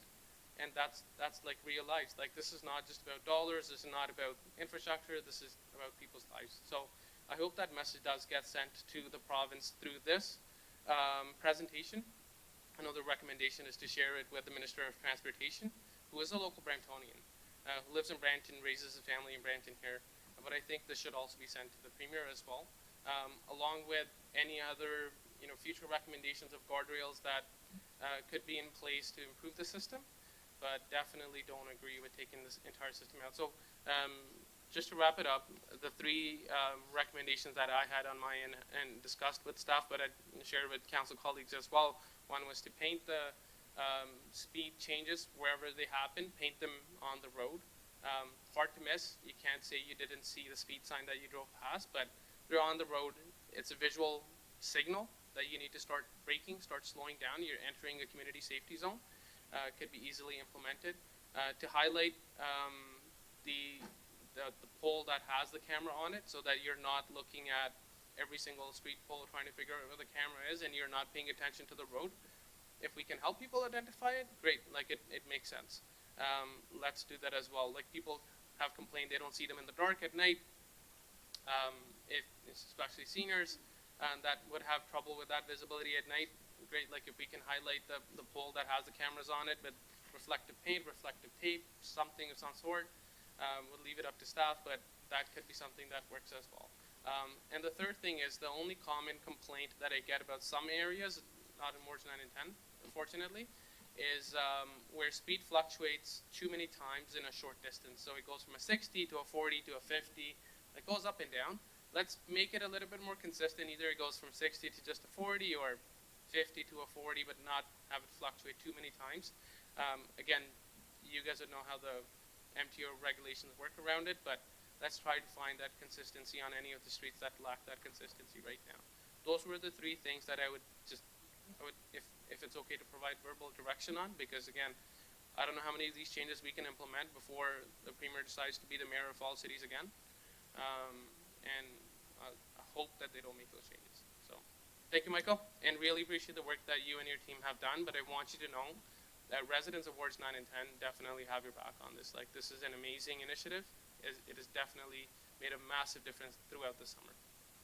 Thank you, Councillor Tor, for that commentary, and certainly agree with, I heard that feedback about the changing speed limits. We have Councillor Medeiros next. Thank you through you, Mr. Mayor. Thank you for the presentation, and I echo a lot of the comments from my colleague. I do think that, you know, a couple things regarding messages, messaging, and the simplification of the process. So one, be it signage, whatever, because they are pretty busy when you're driving, especially at Elgin, McMurtry area. Councillor Keane and myself, we've always heard, you know, residents come to us and they say, well, we can't tell when it starts, when it begins, and there's Facebook posts about that. So whatever we're doing out there, because I'm fully supportive, but let's simplify so residents don't think that, you know, this is some sort of, you know, got you type of process and we're trying to get tickets.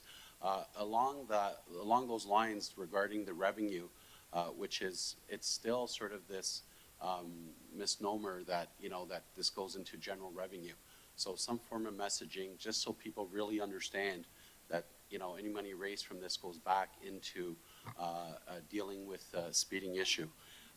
You know, when I look at Main Street going down 24 from regarding average speed, like that's amazing. Since I've been on council, that's always been a problem area. So I thank you for all the work that you're doing, and thank you for the advocacy.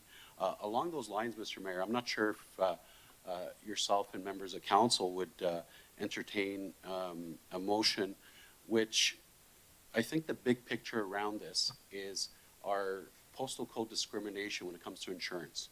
So if we sat back and not do anything, then, you know, that's one thing where our insurance rates that Brampton residents pay more and consider it, you know, in relevance to other communities. But when we're doing heavy lifting, taking political, taking political action on this and really advocating and probably being one of the leading jurisdictions to have this type of aggressive approach, you would think that we're sending a signal to the insurance industry that we're getting our house in order. We're doing what we can do to bring down the speeds, coupled with the investments that we did with policing. You know, I don't know, Mr. Mayor, if you would think that would be appropriate that we share sort of these type of results and data with the, I guess, Decision Makers Insurance Bureau and members at provincially to address our insurance rates.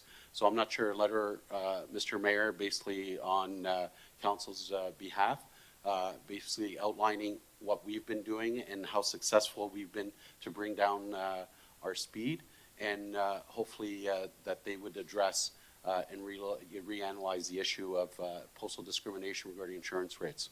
So I leave that out there, Mr. Mayor, if that's something that council would entertain, and maybe it's something that we, I think would be opportune for us to do that. But I leave that with you.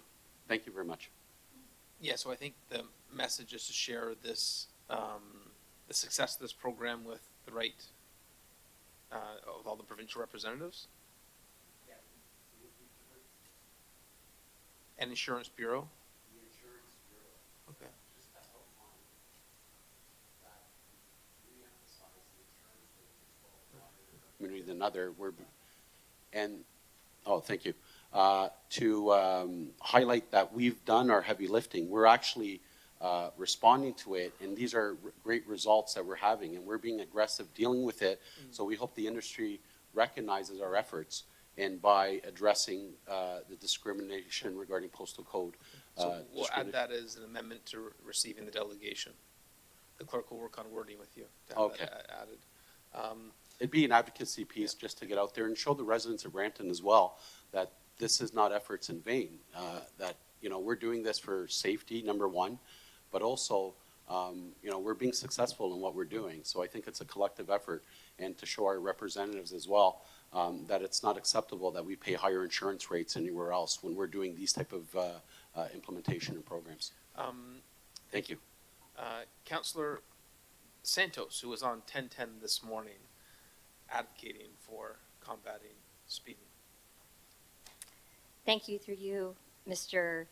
Mayor. If I could ask staff to go to slide 2, if we could, from Michael's presentation and Michael Great presentation, highlighting the evidence and facts as to why the City of Brampton is doing this. I Googled last night after hearing the remarks from the Premier, what is the leading cause of road accidents?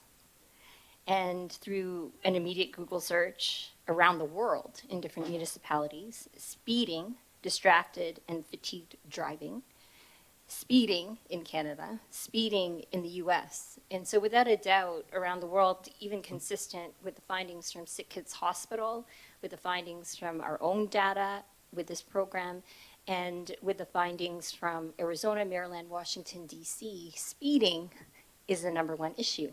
I know from the residents that I serve in wards 1 and 5, similar to wards 9 and 10, they're asking for more speed cameras. We have 185 now, and I have residents who are saying, please put a speed camera on my street. And I have to say, I'm sorry, I can't, because it's not a community safety zone, which is provincially legislated. And so this is about changing behavior, making our roads safer for vulnerable users of our road. And to throw the baby out with the bathwater by suggesting that the cameras will be no longer permittable is taking away a tool as a municipality that we have in order to protect our residents from speeding vehicles. I'm going to ask a question for you, Michael.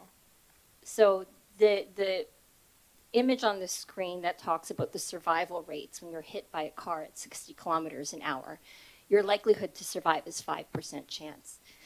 Is that during the day or night? I don't believe time of day has any bearing on that statistic. Okay. So my point in asking that question is that when you look at the slide from the City of Brampton that shows the most number of pedestrian fatalities in the City of Brampton over the past year, the majority of the fatalities of pedestrians being hit by a car is at night, which is why, to Councillor Torr's point, we want to keep these speed cameras up and running all hours of the day. This is not just about, you know, it's okay to break the law at night, but it's not okay to break the law during the day. That makes no sense to me. In any case, it's not okay to break the law. And back to the question over to you, Michael. The City of Brampton, have we implemented our program in the same way as other municipalities, or have we done things differently? So I can't speak to every municipality that's operated an ASC program in Ontario. There's over 40 that have programs in the province. And I know we have absolutely operated our program within best practice of, you know, things like the agreed upon speed thresholds and the way we review and issue our tickets and all things of that nature. I think the way we have been a leader in putting our cameras in the way they are set up has certainly helped with reductions in vandalism and things of that nature. I have heard things, obviously, as many of others, in terms of, you know, tickets being issued for less than certain amounts or slightly over the speed limit and things like that.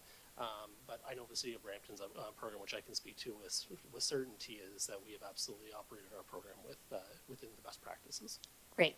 So the City of Brampton has, based on our experience, based on others' experience, implemented best practices on how to implement this program. And we have evidence to show that it is working. Now, there's word out there that this is a cash grab for municipalities. I spoke about this on News Talk 1010 today. Question for confirmation to you, Michael.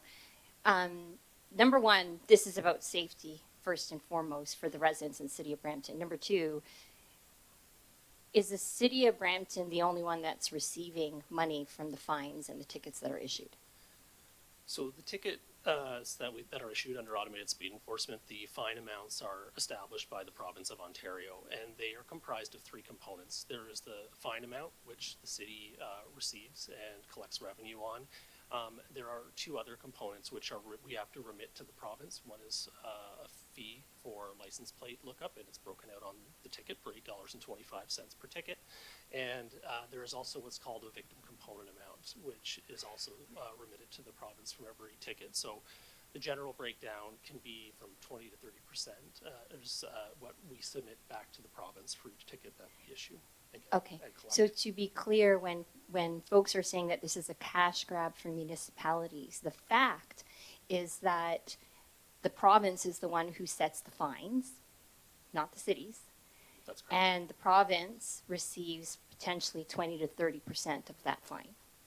That's correct. 20 to 30% of the amount that we collect per ticket, yes. So it is not going all to the city of Brampton or any other municipalities. In fact, the province is benefiting from this as well, and they're the ones who are setting the fines.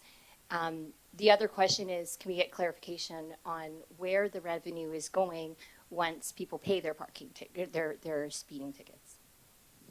So we will be reporting back as part of the budget process on the financials of the program, including where the money will go to. The best practice that is recommended is that the revenue that gets collected from automated speed enforcement programs goes back into road and community safety related initiatives. Perfect. So if we want to address the cash grab concern, I think instead of condoning illegal behavior and condoning people for speeding on our roads by eliminating our ability to deal with speeding on our roads and tools to speed with our roads, perhaps we should talk to the province about the fines that they're legislating and maybe reducing the fines or eliminating the money that they're receiving off of the tickets that the city of Brampton is issuing. One final note that I just want to add in addition to TOR's motion is that we also refer your presentation, Michael, to the province as well. It's a really good summary to show the data, the facts. The city of Brampton has made a decision on speed cameras based on evidence and based on facts. And so I just want to make that very clear to folks. And certainly residents in Wards 1 and 5 support it. Thanks, Michael. Thank you, Councillor Keenan. Thank you, Mr. Deputy Mayor. Great points by my colleagues. Took a lot of the stuff I was going to talk about, specifically, around, the province obviously saying we don't want to do it. Well, if you want to cut the fee by 30%, just drop your fee. That's a quick and easy way to do it. I love how they come out and they're always saying we don't raise taxes and we haven't done that, but they download or they change policies which makes us increase taxes. So. Once you really look into it, you see where they're making money on these things and where they're actually increasing taxes at the municipal level and not the provincial level. When I look at the chance of survival for someone being struck by a vehicle going 40 and then it being 70%, and then 10 kilometers over that at 50, it drops down to 15%. Then to hear the Premier come on and say, I don't want to see people getting tickets going, 10 kilometers over. Well, he'll be hearing a lot from me if one of my 4 kids get hit by a car going 10 kilometers over and they're in a hospital or they die. I can tell you that much. I think the Premier does a great job running the province and has my full support. This is probably one of the slim times, this and ARUs, where I don't think we see eye to eye. I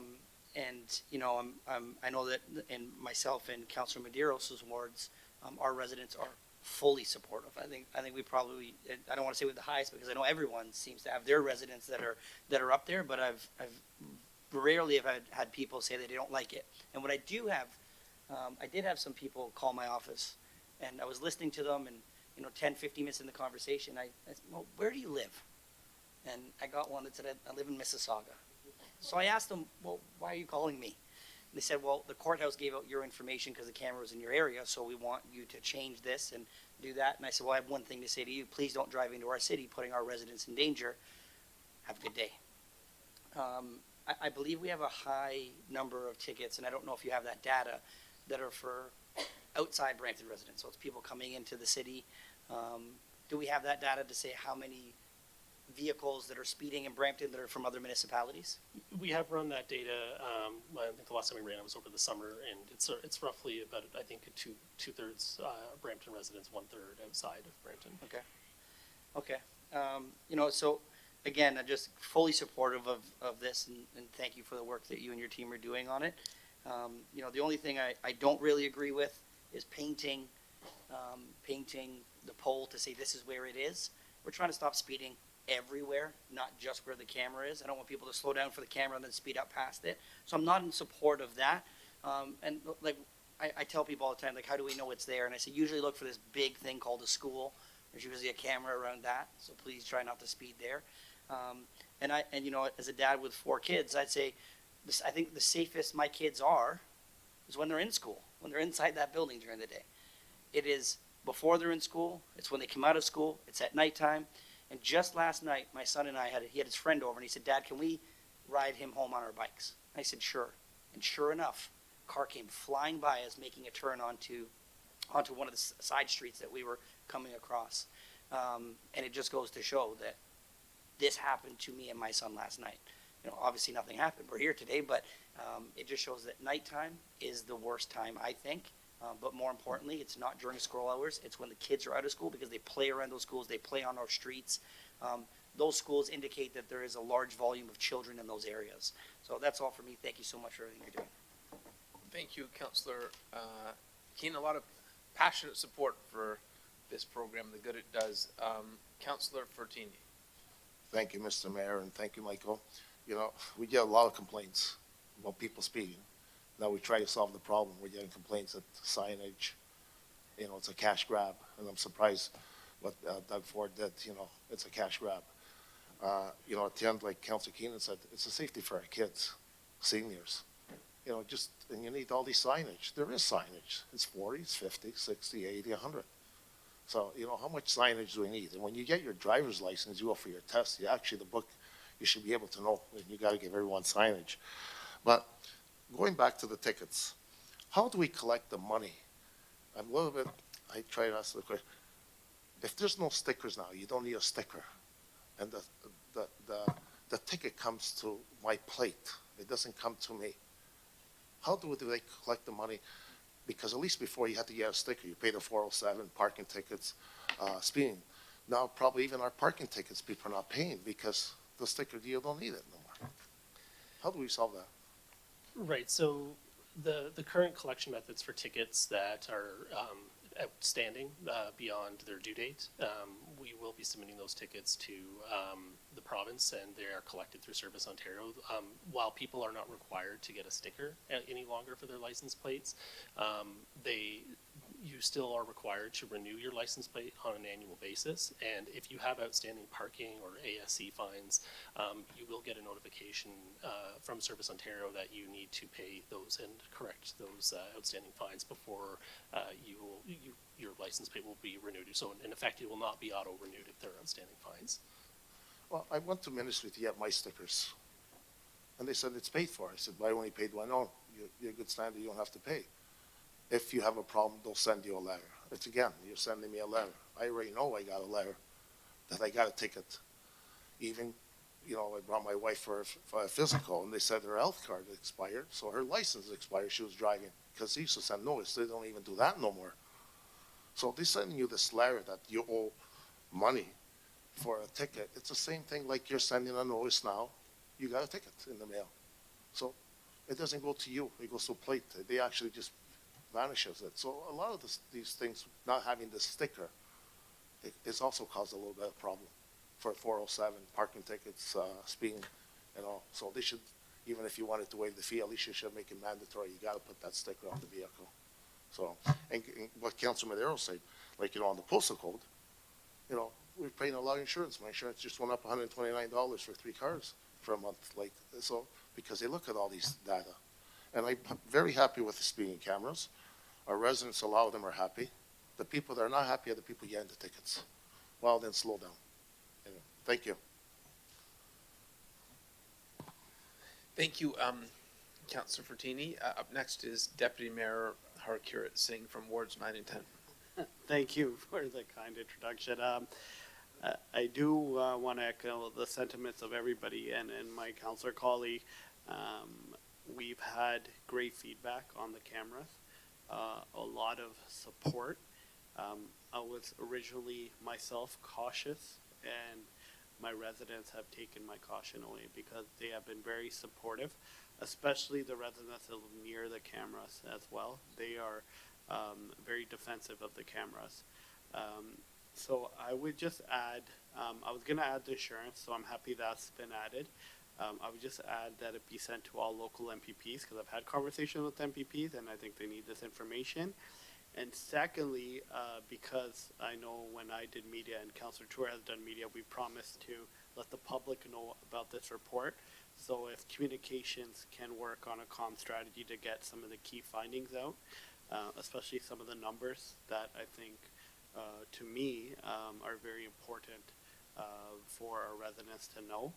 Simple shareables, what it may be. So if as a fourth point, we could just have a communication strategy about getting the findings out to the public, I think that'll be very helpful in garnering more support. Thank you.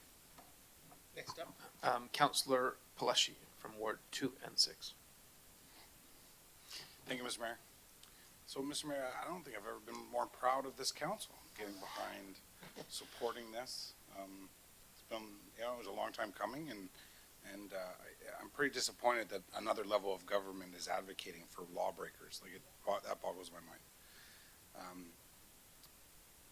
A lot of it's been said, so I'll be short and brief, and I'll just ask for this to be referred also to the medical officer of health at the region and also at the province. And let's bring in all parties to so that they get to know the actual data. Thank you very much, Michael, for providing the information. Thank you to your team. You know, these continues to be great news stories. I'll leave it at that. Thank you. Thank you, Mr. Mayor. Okay, we have the Councillor Fortini. Yeah, sorry, just a quick question. I know we added some more cameras. Are we adding more? We had installed our last wave of cameras that right after, just after Labor Day. They went online, and that brings our total to 185 cameras, and our rollout is essentially complete at this time. Okay, great. Thank you. Okay, we have a motion moved by Councillor Tour, seconded by Councillor Santos, to receive the update and also to move the report with the amendment from Councillor Medeiros. Okay, all those in favor? Motion carries unanimously. Okay, before we move to our next item, I just want to recognize we are honored to have attending council today Nidil Ikaya, Ambassador from Senegal, Angola Vice Consul, our consulate in Toronto, Miss Albertina Kasuo, Nagobi Masu Wasa Masuko, Ambassador from South Africa. And so if we could ask them to stand and recognize the individuals attending our council meeting today. Honored to have the representatives of the Diplomatic Corps here today. Thank you.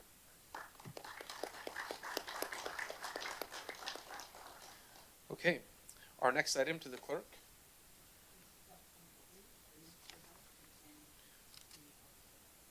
Okay, any questions for the Planning Committee, August 11th? Seeing none, we have a motion moved by Councillor Paleshi, seconded by Councillor Brard to approve the August 11th planning minutes. Anyone opposed? Motion carries. Our next item is, yes, so the Committee of Council minutes, we do have a request from the Federation of Ontario Rental Providers, who were with us today at our press conference, praising the work we're doing to really incentivize rental housing. They asked for one amendment that I believe the four downtown councillors would move. Councillor Medeiros, okay. And do we have the letter from, can we put the letter at the same point on the screen? And so their request was if the majority of the rental met the higher threshold that the building would qualify if over 2/3 met the threshold.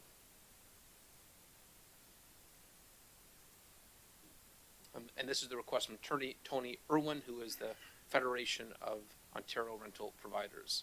This is a request from the big three. Yeah, yeah, yeah. Over 66. Yeah, if they met the threshold, for the higher threshold. That was the request from Amdev, Skyline, and Daniels. Yep.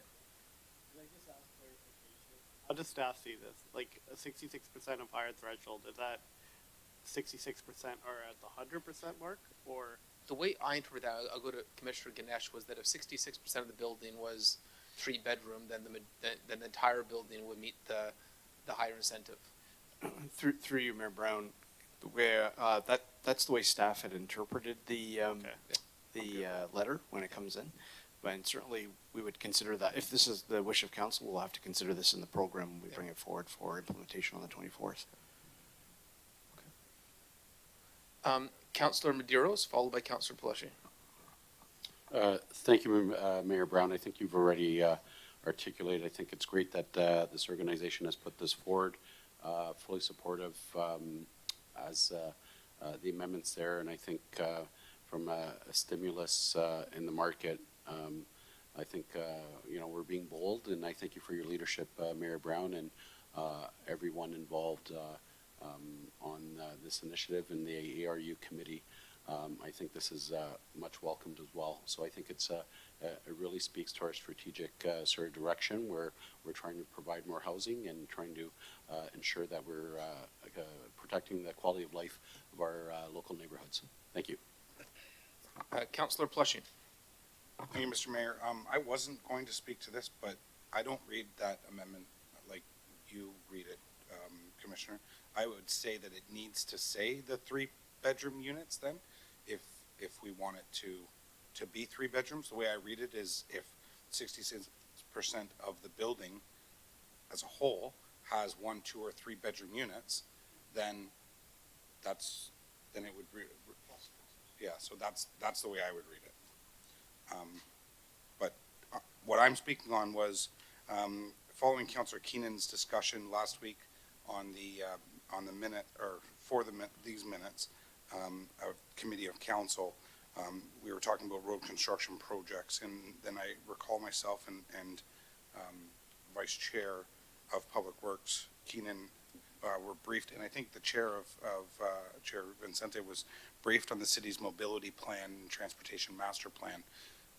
And from my understanding, that was coming to, was it coming this month to council, to planning? Yeah, through you, Mayor Brown, through to Councillor Pellecci, that's correct. Staff have been working to bring an update on the Brampton Mobility Plan to the September 22nd Planning Committee meeting. The report is pretty much drafted, and so is a presentation for those members of council who have not been briefed.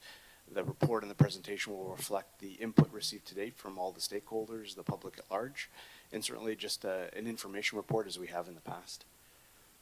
Okay. And if I could, through you, Mayor Brown, through to Councillor Pellecci, for those members of council who may not be aware, the Brampton Board of Trade is hosting a session on the 23rd of September at the Rose Theatre focused on mobility in Brampton. So in my opinion, it's a timely discussion for council to have the Brampton Master Plan sort of precede that discussion. Okay. And I had thought that was talking to somebody else in the city, and then there might have been a delay. Maybe they weren't talking about this, but just as a placeholder, I just want to make direction to staff that this comes on the 22nd. Through you, Mayor Brown, through to Councillor Pellecci, we'll take that direction and bring the report forward. Okay, thank you. Thank you, Mr. Mayor. Okay, and I think planning staff hear that loud and clear in terms of the date. So for the amended motion, if it could be moved by the downtown Councillor Tour. Thank you, through you, Mr. Mayor. I'd be voting against this just to be consistent with my vote previously on this motion as well at committee. But just a question to Mr. Mayor, in your last meeting that you just had with the Premier, was there any indication from the province that they're going to be funding us for any growth-related infrastructure needs that Brampton's going to have because of this? We did not talk about that at the meeting we had yesterday. It was a hospital-specific meeting that I added on ASC to. I would note, though, at the Big City Mayor's meeting in Ontario, they said that PO pilot details will be coming out in October. Okay, thank you. Okay. Moved by the downtown councillors and Councillor Power, who is excited about this. All those in favor? Motion carries. And Councillor Tor was against. This takes us to our next item.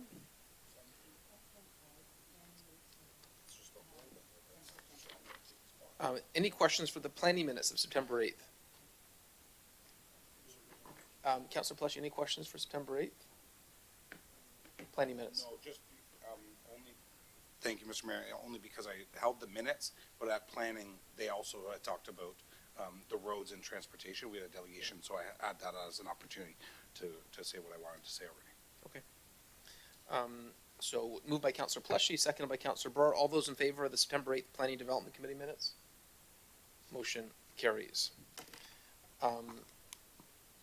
Okay, our next item of business is, yeah, so 14.2, but, yeah. So, but for 14.2, that's being dealt with in camera, is that correct? Based litigation. Can we stand it down until we deal with the in-camera portion? Okay, so we'll stand down 14 point, sorry?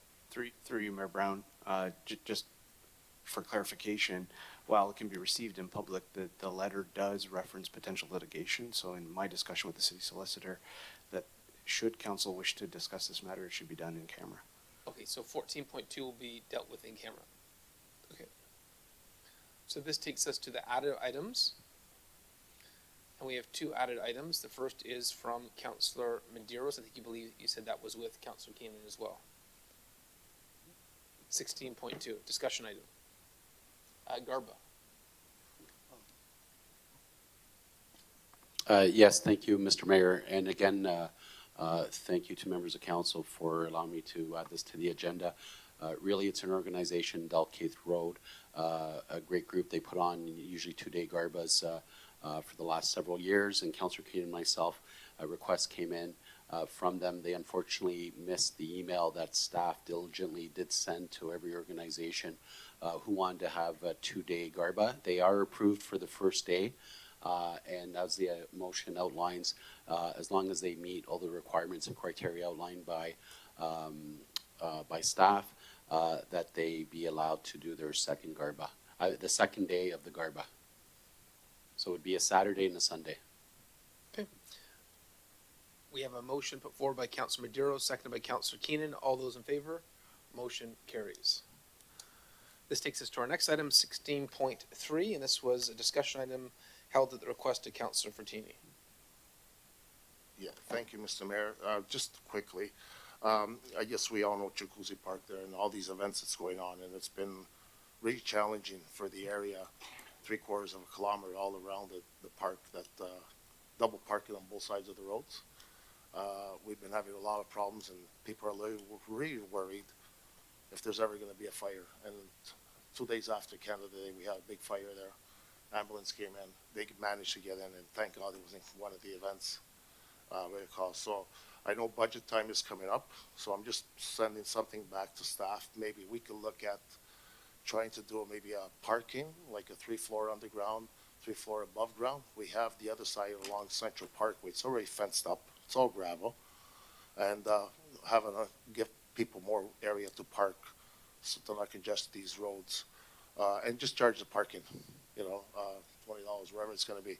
These cars parked on the road, on both sides of the road. We keep saying we're going to have tow trucks here and there, but we never do. It's very hard, and if we do, it's very hard to tow.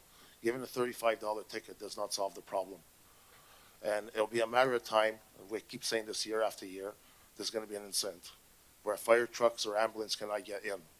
And when the fireworks are done at 10 o'clock, it stays until 1 o'clock, it's bumper to bumper, people can't get out on all the roads. So let's look and see maybe how we could provide a couple of floors of parking at Jacuzzi Park. I know on the other side there is not really used. It's all fenced up, it's all gravel, and it's budget time. It's the mayor's budget, and he'll second the motion. Thank you. Steph? Yep, it's a budget. Councilor Ferdinand, you just want to refer that to budget to look at. I have heard of complaints about the lack of parking Yep. at Chinguacousy Park. I don't know what the cost would be, if it's feasible, whether that's a privately operated facility or a city facility. I think there's a lot of options council could consider. But I know from every major event we have, we are challenged by parking at Chinguacousy Park. And so I think, I don't know, you want to refer to budget or to Public Works to report back on?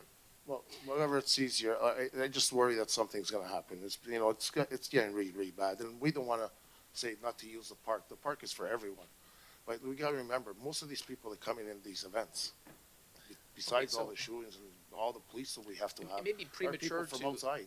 Maybe premature to send it to budget because we don't know what it would look like. Maybe we could get Public Works to do a staff report on it. Yep, And and then come back. based on, if it's something that's interested in council, we're then at that point refer it to budget. Yep, Moved that's by great. the ward councillors, Councillor Fertini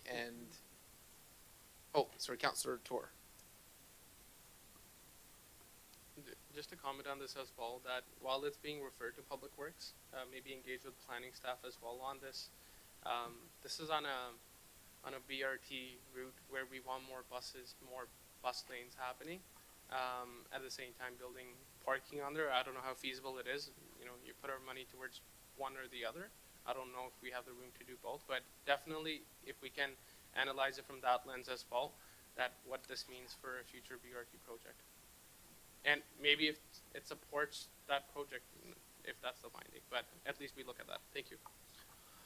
Okay, that was moved by Councillor Fertini, second by Councillor Tour. All those, no? Okay, local councillor. All those in favor? Motion carries. Okay, this takes us to public question period. Do we have any questions from those in attendance today, either in person or online? Seeing none. Bylaws. We're now at the portion of the meeting dealing with adoption of city bylaws to give effect to council decisions made at this meeting. I have a motion, I have a motion moved by Councillor Santos and seconded by Councillor, Deputy Mayor Singh. Sorry, I didn't hear at the beginning. Were there added bylaws? And I just want to know what I'm voting. That was the mobile licensing bylaw. That was it? It was added, yeah. Okay. The planning ones were not added. There was, through your chair, there was one bylaw added, legal bylaw.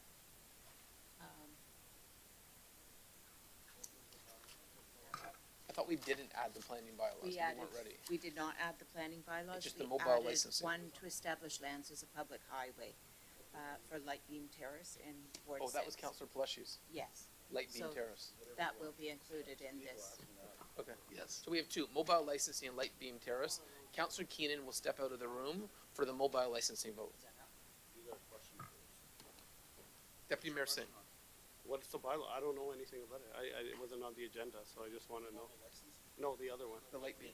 It's a road widening bylaw that was approved. It was to go on August 16th, but it was canceled.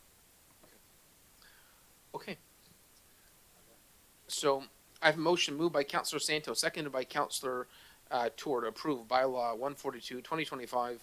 This is for the mobile licensing bylaw as amended with the following clause: in lieu of business name registration, a master's business license shall be acceptable. All those in favor? Motion carries. We can now, we do the rest of the bylaws and Councillor Keenan can come back in. I have a motion moved by Councillor Power, seconded by Councillor Medeiros, to approve the remaining bylaws. All those in favor? Motion carries. We've already received the correspondence. Is that correct? Or do you need a motion? But that was on consent.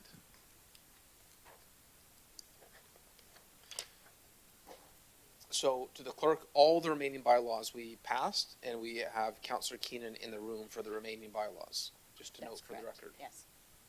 This takes us to closed session. I have a motion moved by Councillor Peleschi, seconded by Councillor Brar, to move into closed session to deal with, and the clerk will let us know which items we're going into for.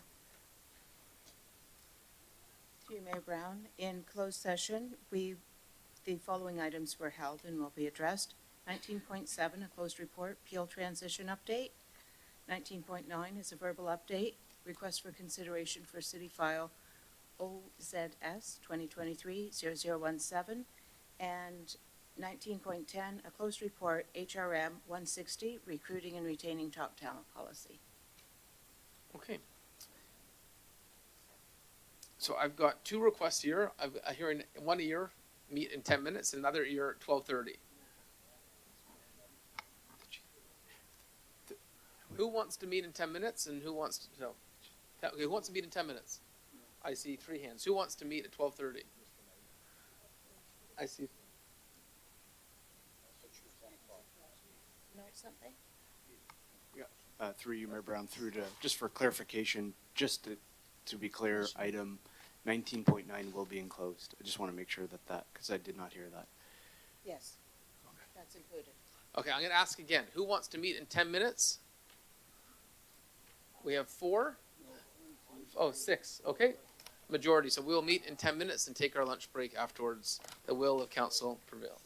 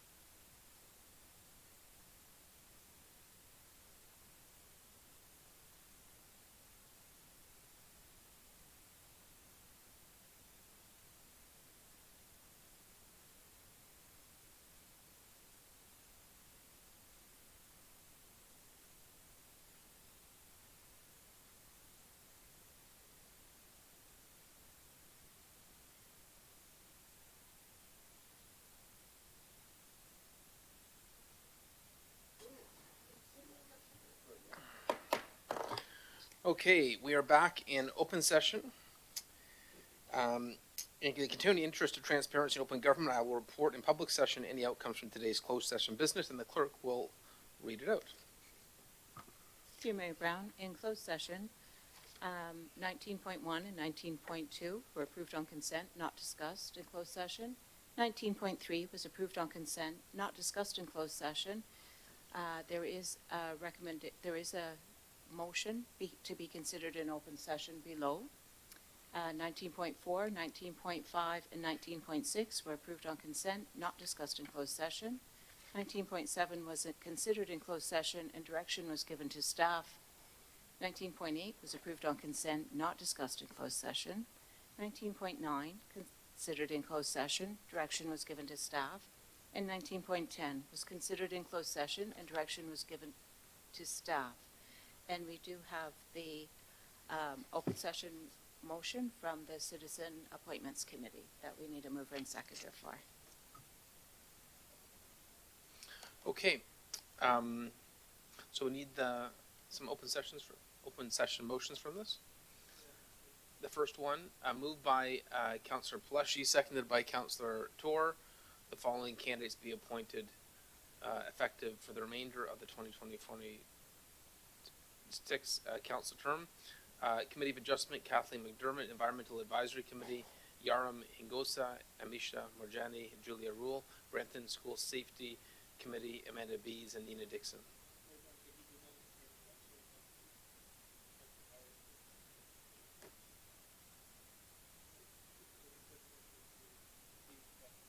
Oh.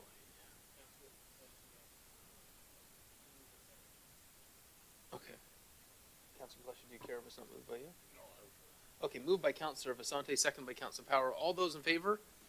Motion carries. And through you, Now- Chair, we have to go back to item 14.2, just to receive that correspondence. 14.2, It was, moved by Councillor Maurice's letter. Moved by Councillor Fortini, second by Councillor Power. Receive the letter from Maurizio Gatto. All those in favor? Motion carries. Okay, Councillor Peleshy, I've got you on the board. Thank you, Mr. Mayor. Mr. Mayor, given the great announcement that you included me in this morning and the delegation from our Committee of Council last week, I'd like to provide staff direction to report back on the funding opportunities from the Sunfield delegation to the council meeting of the 22nd. Committee of the 22nd? Planning of the 22nd? Planning meeting of the 22nd. Through the mayor, to Councilor Peleshy, that's right, the September 22nd Planning Committee. Perfect, thank you. That's what I'd like to move as staff direction. So this was from the Committee of Council last week. Through you, Mayor Brown, council might recall there was a delegation at the Committee of Council by Sunfield Homes talking about, I believe, 3 sites that they have that they're moving on, and they're hoping to work with the city to seek funding through the future half funding. And staff typically receive those applications or those requests through the our housing CIP program and report back to council. So this direction provides that opportunity for staff to review the material received to date and bring a report back for council's consideration on the 22nd to Planning Committee. Okay, so that would be a staff report back. And just to note, Councilor Keane asked me about this too. I believe, and I think the Deputy Mayor spoke to me about this too, the half funding so far we've only used for not-for-profits, and the for-profits that have wanted to build something, built their own not-for-profit for that purpose. And so just maybe clarification on what's eligible, because I think there was people that thought a not-for-profit could access that half funding, and I think our policy thus far has been only not-for-profits. Through you, that Mayor correct? Brown, there's no, sorry. If I can. Yes, Councillor Peleshy. Thank you very much. Mr. Mayor, and I think I had said HAP funding. That wasn't my, what I misspoke. I was saying any funding, and including these DC initiatives or anything like that. So that's what I meant to say. Okay. Okay, perfect. All those in favor of the motion? Motion carries. Our next item. Confirming bylaw, okay. We have our confirming bylaw to confirm the proceedings of council at its regular meeting held September 10th. I have a motion moved by Councillor Brar, seconded by Councillor Tor, to approve the confirming bylaw for the proceedings and decisions at this meeting. All those in favor? Motion carries. Our last item of business is item 21, adjournment. Council is next scheduled to meet Wednesday, September 24th at 9:30 a.m. I have a motion moved by Councillor Santos and Councillor Vasante to adjourn today's meeting. All those in favor? Motion carries.